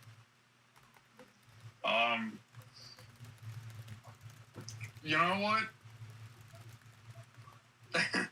You know what? Saquon did it last season. And with what I'm seeing this first week, what's Derrick Henry's run total at right now, Alec? So now, with Derrick Henry rushing for that touchdown, 175. So he needs 25. He needs 25 more yards to reach 200. Well, he needs 25 more. And also, at this current rate, he needs about, I'm trying to look at it because we often think of his high school stats. Oh, his high school stats are inhuman. He rushed for 4,000 yards, I think, in one season. Yeah, he's played 9 years in the NFL. At this current rate, he's about 400 yards away from matching his high school stats. Oh, Jesus. Well, he's going to break off another big one. It's going to be over 200. And he might actually be a 2,000-yard rusher this season. And by the way, he has just tied Walter Payton for the most games with at least 150 rushing yards by a player who is at least 30 years old, with 7.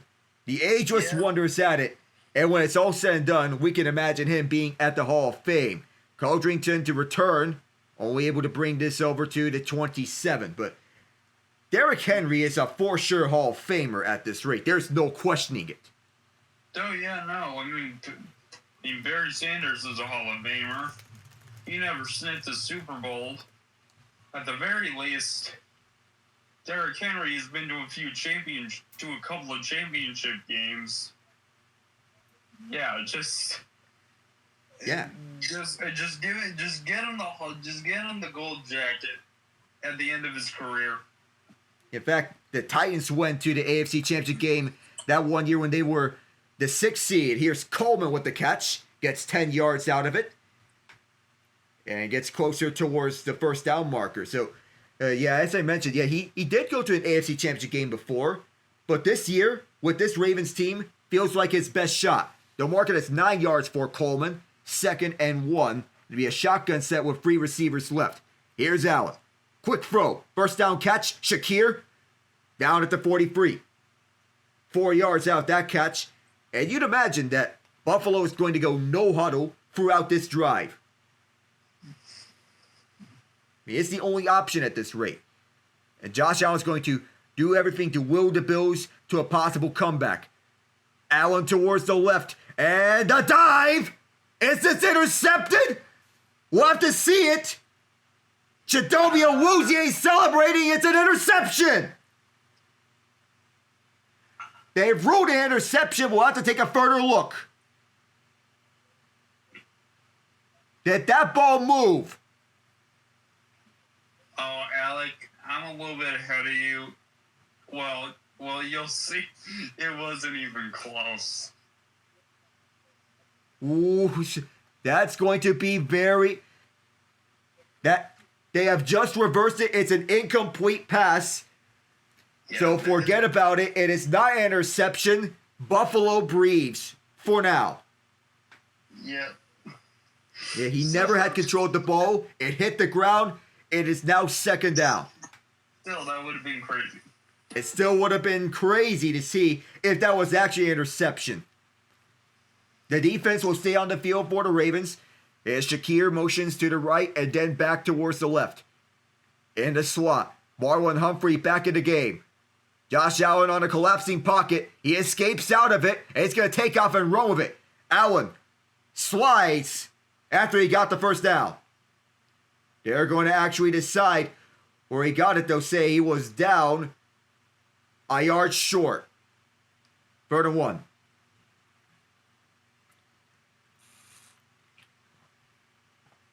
They're going to go shotgun here and hand it off to Ray Davis. Cuts back on Mike Green. Flag down here. We'll see who this is on against as several Ravens pile up on him.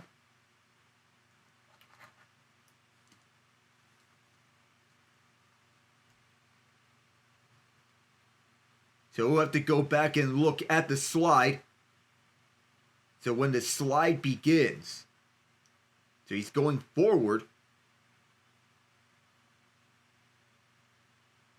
Ooh, that looked like a first down. It's the front of football, where the body part touches the ground. It's clearly beyond the line. How do you miss that?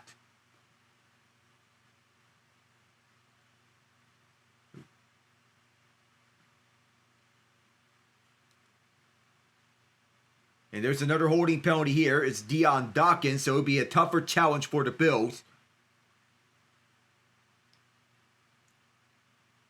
So Dion Dawkins called for the hold. It'll be a 10-yard penalty. And the Bills felt like they were not on the right end of the stick because Josh Allen began his slide past at the first down marker. And that honestly should be a first down. That's 3rd and 11. On the shotgun says Allen. He'll look. Trying to get out of here. And he is drilled.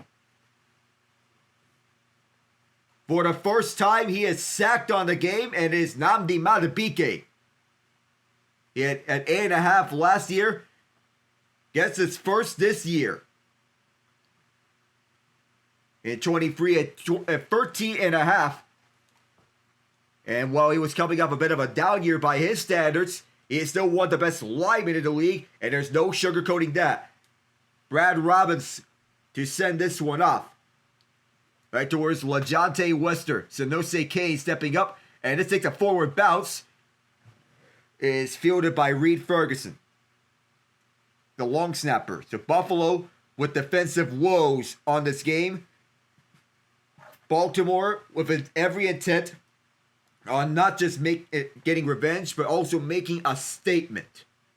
We'll be right back.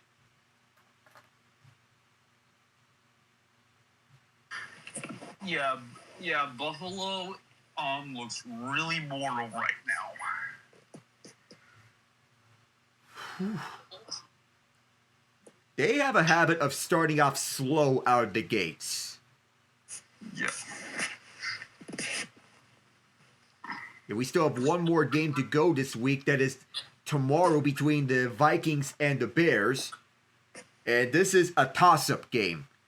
Vikings are slight favorites to begin, but Chicago is at home, and we don't know what to expect from J.J. McCarthy in his first game as a Viking. And we should also point out that this will be the first real test of... This will be Ben Johnson's first game as a head coach. Yes. And Caleb Williams' first game with a new head coach. So, Caleb Williams has support now. A head coach that, let's assume best case scenario with Ben Johnson, that he's a competent head coach at last. That's what Chicago is hoping for. Improved O-line help with Joe Thuney, Jonah Jackson, Drew Dahlman on the interior. You're banking on this core. We'll have to see if Chicago lives up to the expectations or if they falter.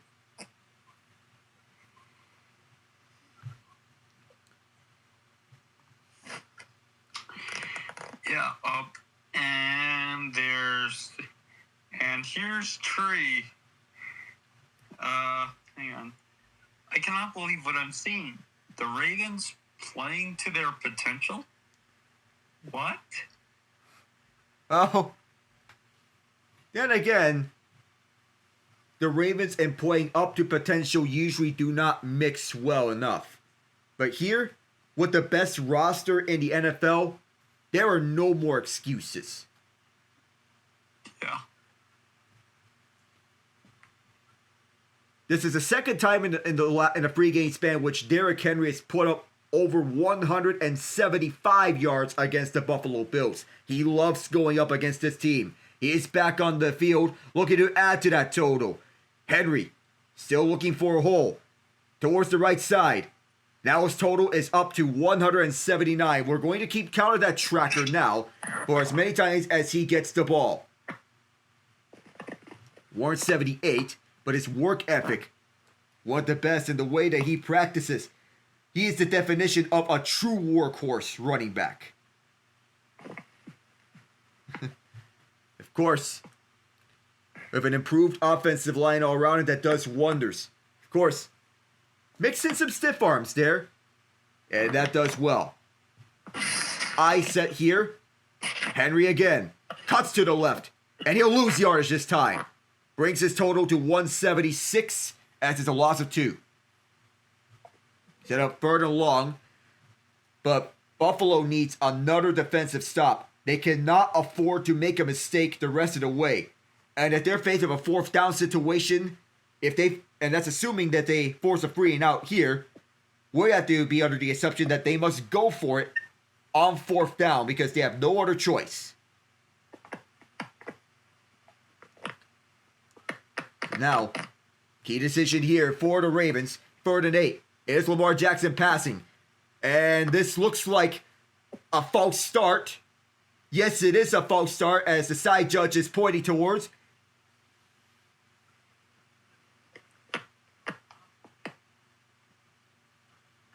Strangely enough, it wasn't one of the offensive linemen hitting the cha-cha. It is Tylan Wallace mistiming his route.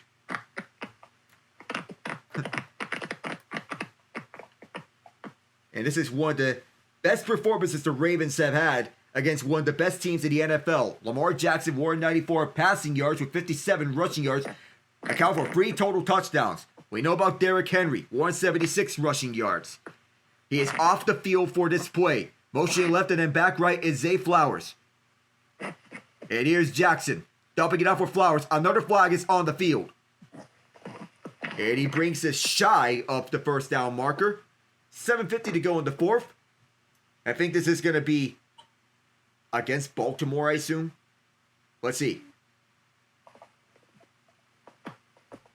Way to call from John Hussey. There are flags down on the field. DeAndre Hopkins is pointing towards Buffalo.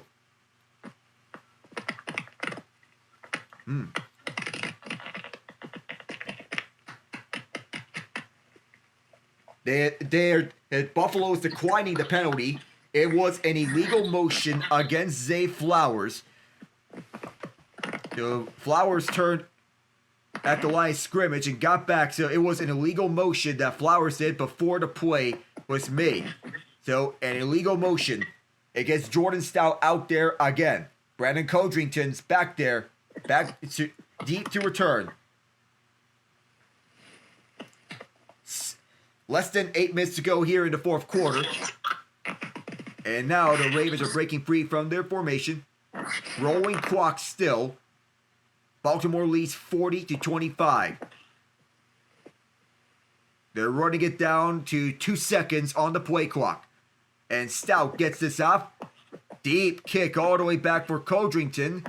Letting this one roll, and that pins the Bills all the way back at their 2-yard line. Excellent special teams coverage from the Ravens.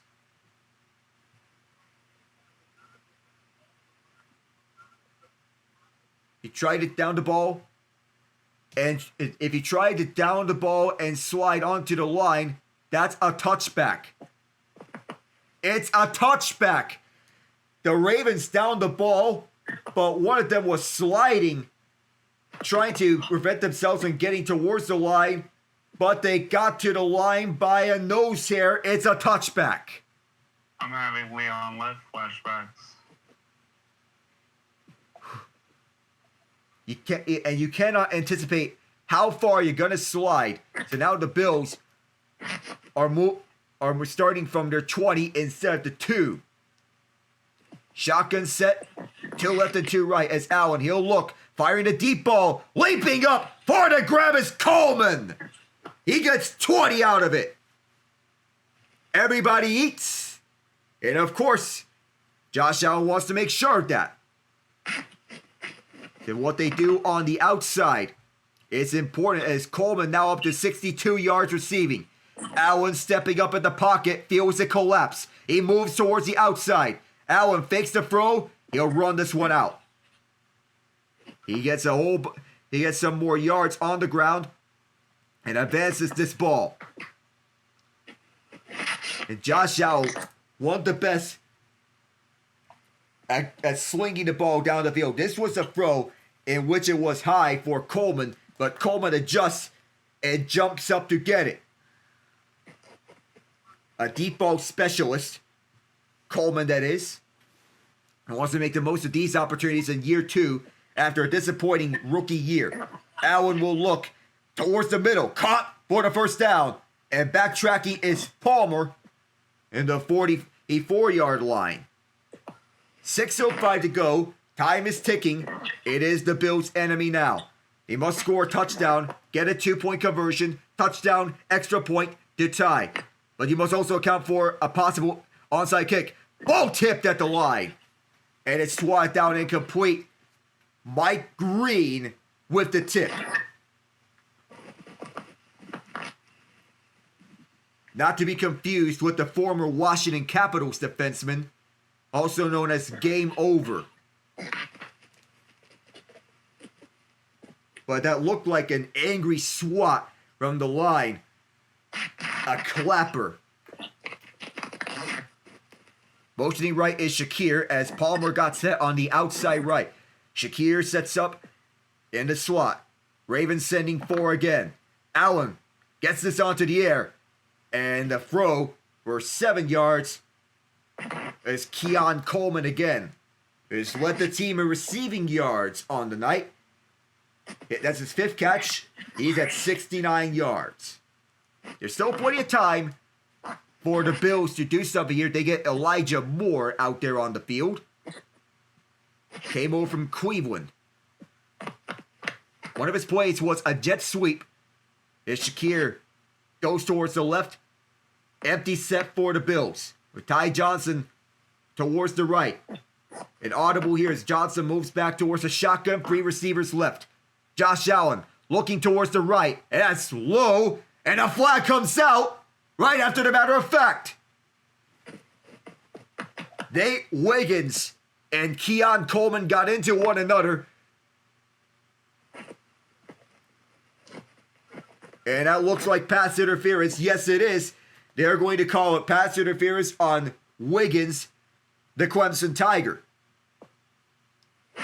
Grabbing onto a former ACC rival, Coleman, who was with the Florida State Seminoles, who are off to a good start. His alma mater. Trying to prove that last year was a fluke. But Tommy Castellanos, boy, can he sling it. Drive to deep right field by Tommy Castellanos. Not to be associated with Nick Castellanos, as Allen gets one to Kincaid. Has to get out of bounds to stop the clock, and he will. 4:59 left, and because it's inside the final 5 minutes, once you get out of bounds in the final 5 minutes of play, you can stop the clock. And that time, Kincaid knew the situation, and he did. Fourth catch, he's at 48 yards. Kincaid breaks free from the huddle. The Bills in the red zone now at the Baltimore 18-yard line. Back and forth we go here at the Ralph. Allen going for the end zone, and too far for Palmer. It was out of his reach by a fingertip, but nobody was there to cover him. It'll be second down. First down marker is the 8.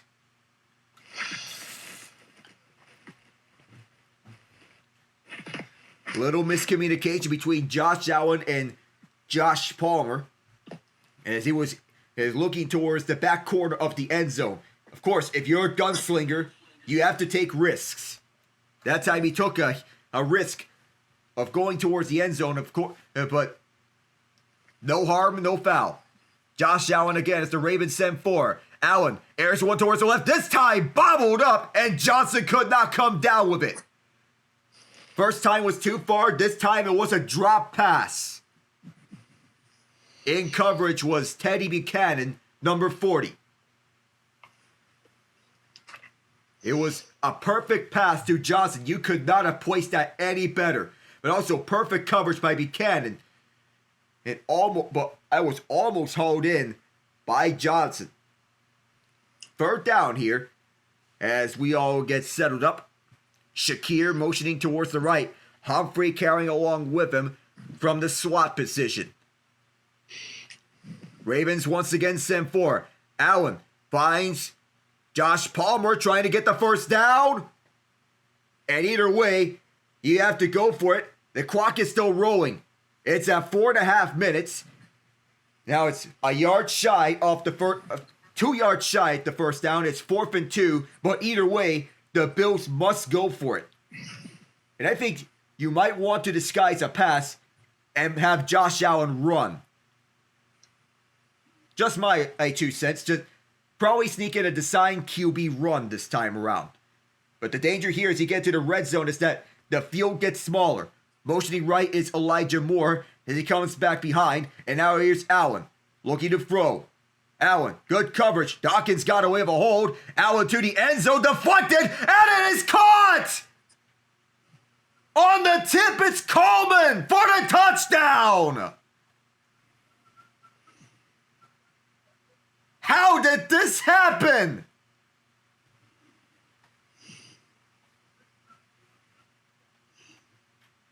And all of a sudden you feel like you're stepping yourself onto an arcade booth, says Chris Collinsworth. Because back and forth we go. Feels like we're playing Madden. It'll be Matt Prater to kick the extra point there, saving a 2-point conversion for their possible second touchdown. Buffalo trying to mount a comeback. And this extra point, it is good. It's back to a 1-score game. The difference now, 8 points with 3:56 to go. And Keon Coleman, who had his fair share of struggles last year in his rookie year, he's emerging in his sophomore season. And I know it's one game, but this is what Buffalo was wanting from him when they picked him with the first pick of the second round last year.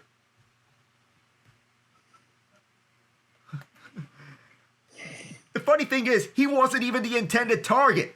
This was Dawson Knox was supposed to be the intended target. But it deflected off his hand and onto Coleman. Khalil Shakir was also there. I don't know how that happened. Alec, Tree says it best, and it's 4 words. Can you guess what they are? The BS is real. The BS is real. Circus catch. So either we see the Ravens put the dagger in the heart and snuff out the Bills' hopes of a comeback, or we see another Ravens choke job. This could go one way or another, but we know one thing, and that's the Bills are prone to the big play in this game. Wasn't like that in their last defensive drive, but it's about who steps up the most. Derrick Henry. No, Lamar Jackson. He's going to keep it and run for the first down past the 40, down at the 43-yard line. And immediately over at the 41-yard line as he is down there as they started from the 28. That is 13 yards on the run, just a 6 carry. But read option plays and Lamar Jackson. That's a duo that works as nice as time.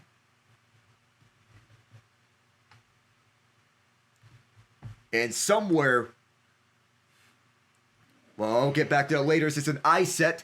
This time it is Derrick Henry. The ball is out!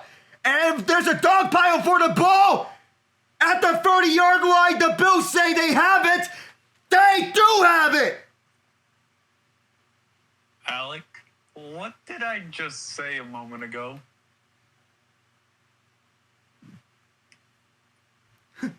That either the Ravens put the dagger in the Bills' hearts or they go full Ravens. And, well, we're not going to call it full Ravens now, but it's the worst time for Derrick Henry to fumble the ball. But when the Bills need to step up on defense the most, guess who was there to deliver? Ed Oliver. There were so many guys on that dog pile. It's hard to tell who exactly of them recovered, but they don't mind it. They don't care. It's Bills ball. Wow. I mean, wow. A chance to tie the game with a touchdown and a 2-point conversion. What are we just witnessing? Here's Josh Allen. Airing this out towards the middle. And it is caught! Kincaid! Or rather Jackson Hall's the rookie! Out of Georgia Tech, he sets up first and goal at the 1. One play later. He just managed to hang on to the ball. Can he convert the tush push? No! That was stopped. Jackson Hawes, the 5th round pick out of Georgia Tech, was able to hold that in down the middle as he beats out Nate Wiggins to it. Oh my goodness! Bobbled the ball twice and just hung on for dear life. They may have to run this here. Possibly a quick handoff to James Cook. Motioning right is Hawes. And it is Cook plowing his way through, trying to get in. And just short. And we're at the 2-minute warning. But still, you need a 2-point conversion here. And if you do manage to tie it up, you need to get a stop. But Lamar Jackson's been making a habit out of big plays. And when you give Jackson too much time, of course, he is dangerous. And Tyler Loop, if he does get a range, he'll have to make a big game moment here. It will be his first career game-winning kick if he were to get in range should the Bills tie this up with a touchdown and a 2-point conversion. It's 40-32, Baltimore right now.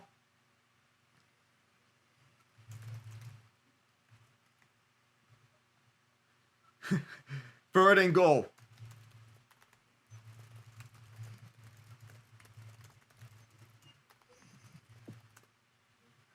So, unbelievable game we're seeing here. If you thought the Rodgers and Fields dual revenge game was a thriller, well, you haven't seen anything yet. We got a duel of the MVPs, and it's living up to every bit of the hype. To heck with a 27-25 final result, we got ourselves to something more, and then some. And we're at the 2-minute warning. It's a fullback set.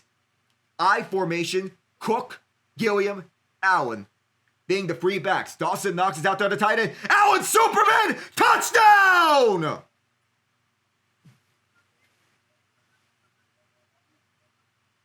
Breaks the play just by jumping over. And now here's the all-important 2-point try that they must convert in this back and forth match. The Bills are 0 for 2 on 2-point tries. It's third time the charm. They have had a habit of pulling the rabbit out of the magic hat. Will they do it here? What a thriller that we have been teased to here. Shakir motioning left towards the right. Here's the play. No good. Nate Wiggins makes the play. And now Buffalo must go for the onside kick. Wow.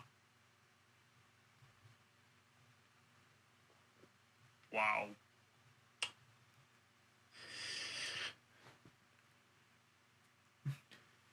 The third missed 2-point conversion by the Buffalo Bills as Wiggins popped the ball out of Coleman's hands. This game is still not over. Now Buffalo must recover the onside kick, and if they can't, they must make a defensive stop. What a game that we have been and that we got here. If you have Keon Coleman with someone who has a big size advantage. Whew, what a game. What a game that we've had. And now the Bills have declared an onside kick here. Well, they won't actually. So they'll have to make a defensive stop one way or another. They have all 3 of their timeouts. With 1:58, as Matt Prater getting ready to kick this off. He will do so. And it'll be fielded at the 7-yard line on the return to the near side. And Ali somehow gets away from it. Runs it out of bounds at the 31. Keeps it going here. This is the moment of truth. A first down quenches the game for the Ravens. Assuming that there'll be a second down here. They'll have to establish the run. Baltimore. They're going with a heavy back set. With Charlie Kolar, the third tight end out there. Mark Andrews as well. Now it is an I formation. Buffalo intent on stopping the run like they did so previous times. Henry trying to make up for his fumble. He only gets 2 yards out of it. And immediately the Bills call timeout. Quickly signaling that to the official. It's 2nd and 8. Buffalo wanted to stop the run here and force the punt from Jordan Stout. And a comeback here from down 15 points. The two-point try in which Coleman was out of bounds being nullified. And the second one being intercepted by Kyle Hamilton. The third one, a quick throw to Coleman. Broken up by Nate Wiggins. Now, this is 2nd and 9. They have ruled it a 1-yard gain for Henry. If he is able to clinch this game, then he'll be forgiven for that fumble. Justice Hill in the game right now. Zay Flowers on the run this time. He'll slide inbounds. Nowhere to go. Matt Milano was there. Buffalo calls their second timeout. So where exactly will be Matt Prater's range should Buffalo get the ball back?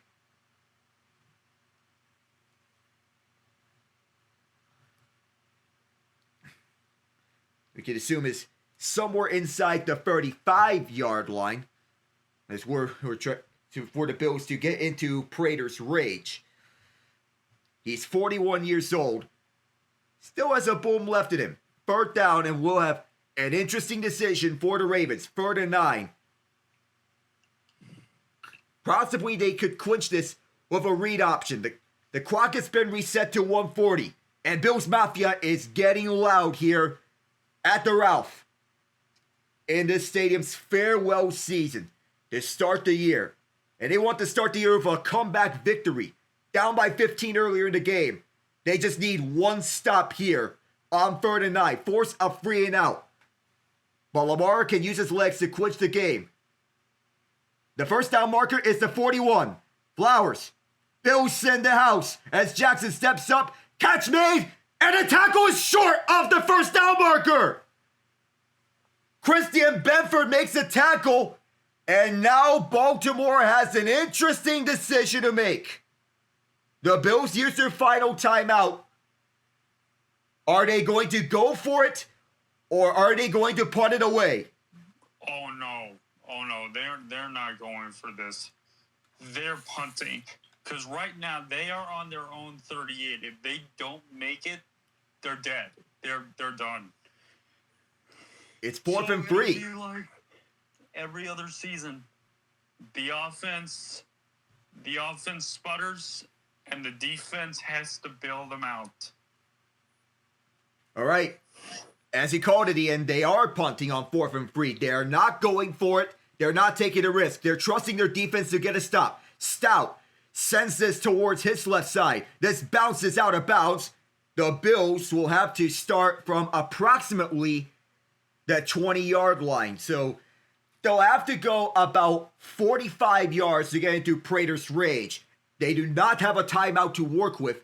They have used up all 3 of their timeouts in that last sequence to make the stop. And Christian Benford with a clutch play. Ravens fans watching this game are praying that their defense forces a turnover to end it. Josh Allen has 21 game-winning drives in the 4th quarter or overtime. This is his 8th season in the NFL for the Wyoming Cowboy. He's developed into one of the best in the league. They'll have to go 45 yards for the win. A field goal will win it. Matt Prater filling in for Tyler Bass. Here's Allen. He starts off with a quick dump off to Khalil Shakir. He gets 6. Clock is rolling here. 78 seconds. 77. 76. It's 2nd and 4 here. So Matt Prater warming up as we speak. They'll have to snap it off. Now some audibles here. They must snap it. That took 16 seconds. Allen towards the right side on the outside. It's Coleman. First down at the 35. 1 minute to go. Keon Coleman has another. And so far, Josh Allen showing his MVP prowess. 7th catch of the day, or night as it is. 87 yards for Coleman in total. They're at the 34 now, as Cook motions towards the right. Here's Allen. Looking, scrambling around. Josh Allen must get out of bounds here. He does. At the 39-yard line, or the 38, as Roquan Smith forced him out. Stops the clock with 53 seconds to go. And he must get to about the 35-yard line at the very worst, as I would assume. 5 yards for Allen. 2nd and 5 here. But what matters is getting to that 35-yard line in Raven territory. In the most extreme case, it'll be the 40-yard line. How much juice does Prater exactly have? And do the Ravens ice Prater beforehand? 53 seconds. Movement. No running clock. It'll be a false start against Buffalo. And because there's no running clock, there will not be a 10-second runoff. Second penalty of the night for Dion Dawkins. And making a line at the call. He did a little cha-cha early. Well, yes, I did watch a Tom Grassi stream for the Brazil game. So that's why I learned that. And honestly, I need to watch more with him in the meantime. Deion Dawkins motions left. Here's Allen on 2nd and 10. Towards the left side is Palmer. Palmer inside the 40 and runs it out of bounds. 46 seconds to go. It's happening. It's happening. It's happening again.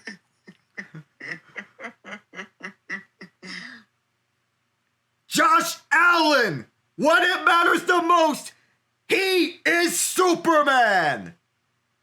And he's showing the world why he was an MVP finalist and the MVP last year.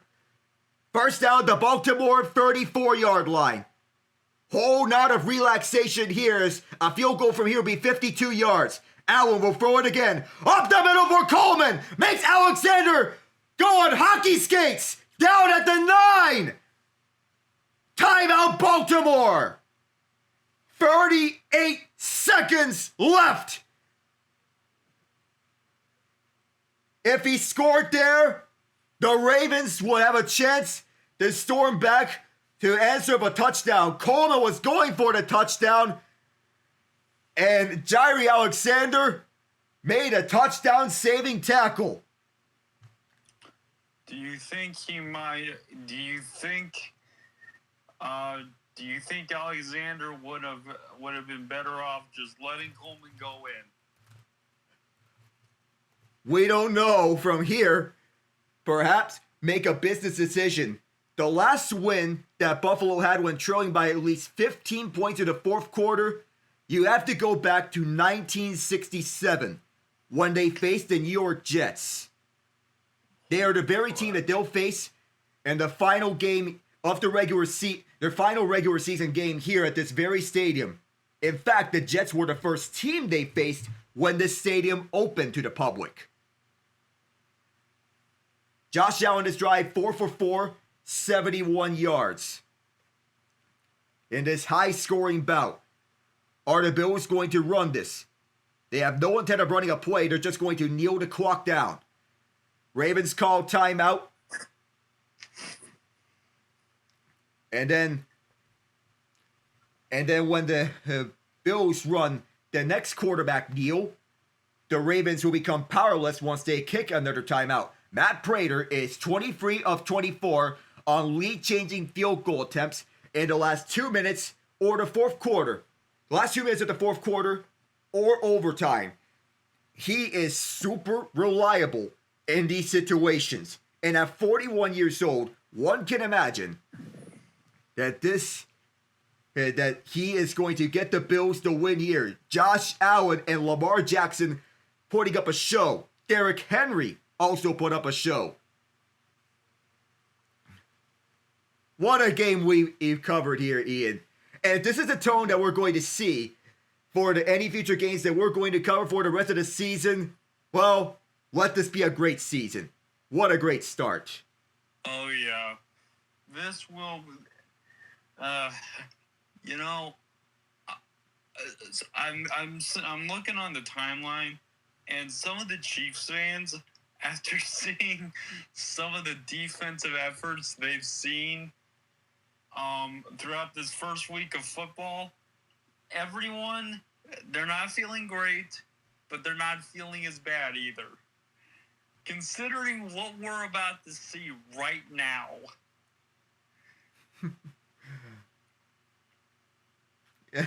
A legendary clash of titans.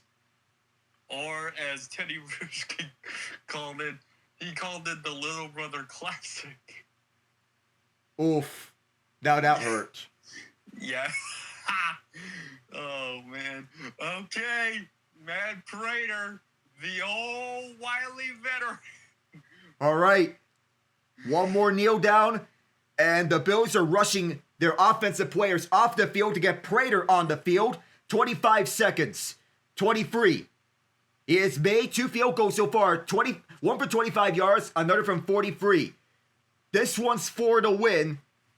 And it would, in essence, put the Bills on a happy place to start their farewell tour of the Ralph. From 32 from the win. Snap and hold are good. The kick on the way. It is good. And Buffalo has pulled it off! What did we just witness?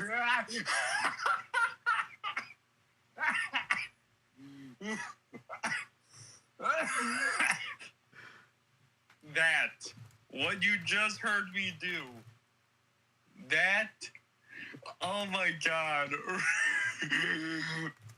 Ravens. We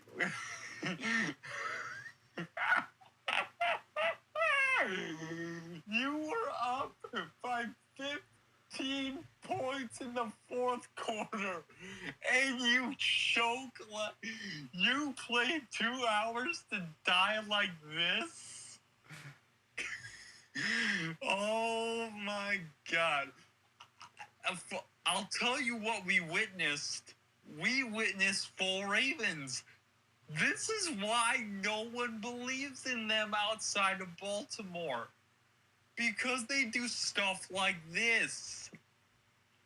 You have the best dual threat quarterback in NFL history, a running back who's been tearing apart their defense all game. I understand the run got shut down, but how did you not scheme a run-pass option for your quarterback? Or how at least do you not scheme someone open? And why you go 2 straight run plays when they've been bottlenecking you the entire time? Alec,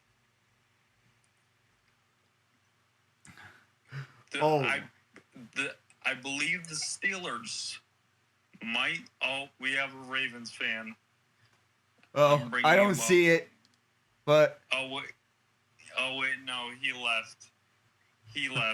Oof. But wow, this is why no one can take them seriously. I mean, you can't. Hold on. I just posted it I just posted it up top. Tree's right. Oh, wait a second. Oh, no. What? Oh, my God. Football is going to be the death of Tree. You know what this is now, right? With the outcome of this game, you know what he has to do with it. Yep. A certain title.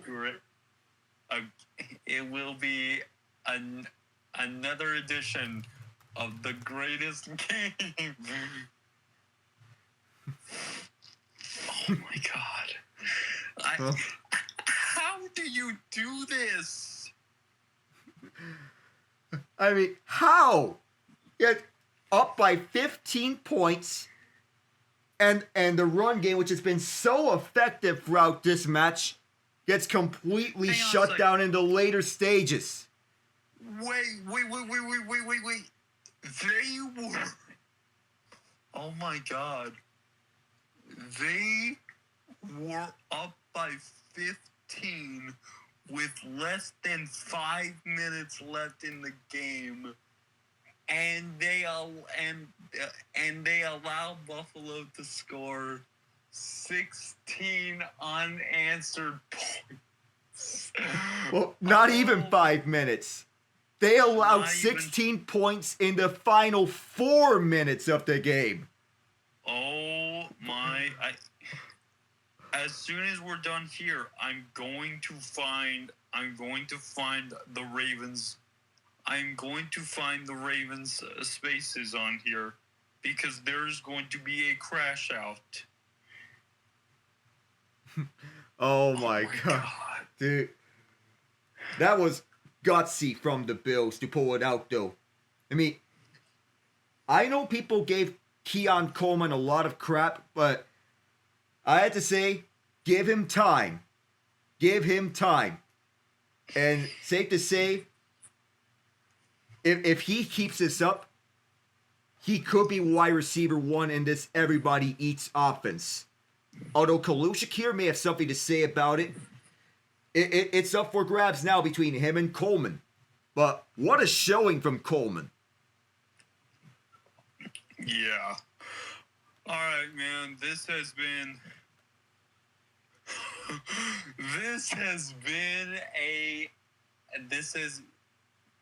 a good one, man. Oh, yeah. A fun one. One of the best games we've ever covered. And it's week 1. It's week 1. Alec. It's week 1. Yes. Oh my god. Oh my. Are you seeing this height difference between Josh Allen and Matt Prater? Oh my god. Matt Prater is about the same height as Melissa Stark, the NFL NBC sideline reporter. Oh my goodness. Yeah. Okay, Alec, I gotta go. All right. But thank you, man. This was awesome. Take care, Ian. Oh, wow. What a game we just had here at Orchard Park. The Buffalo Bills trailing by 15 with 4 minutes to go. They've come back to win 41-40 on an MVP showing from Josh Allen. Final stats here from Orchard Park as the fans chant MVP. Allen accumulate 394 passing yards, 33 of 46 passing, 2 touchdowns, 1 to Keon Coleman, who finished the night 8 catches, 112 yards. The other to Dalton Kincaid, 4 catches, 48 yards. James Cook with 13 carries, 44 yards. Allen added 14 carries with 30 yards. Allen had 2 touchdowns of his own on the ground. Cook had 1 through the ground. Well, Lamar Jackson, on the other hand, 14 of 19, 209 yards, 2 touchdowns. Added 6 carries for 70 yards and a touchdown. Derrick Henry, 18 carries, 169 yards, 2 touchdowns. Zay Flowers turned in a career day as well. 7 catches for a career high 143 yards and a touchdown. DeAndre Hopkins, 2 catches, 35 yards, and a one-handed touchdown grab. Though Henry's lost fumble was costly as it allowed the Bills to get within 2. The 2-point conversion missed. The Bills missed all 3 of their 2-point conversions and still won the game. What a day of football. What a week of football. And as we point out, as someone said on the chat, new scoregami. Let's see if this is a scoregami. Well, the NFL scoregami account has not posted just yet. But if this...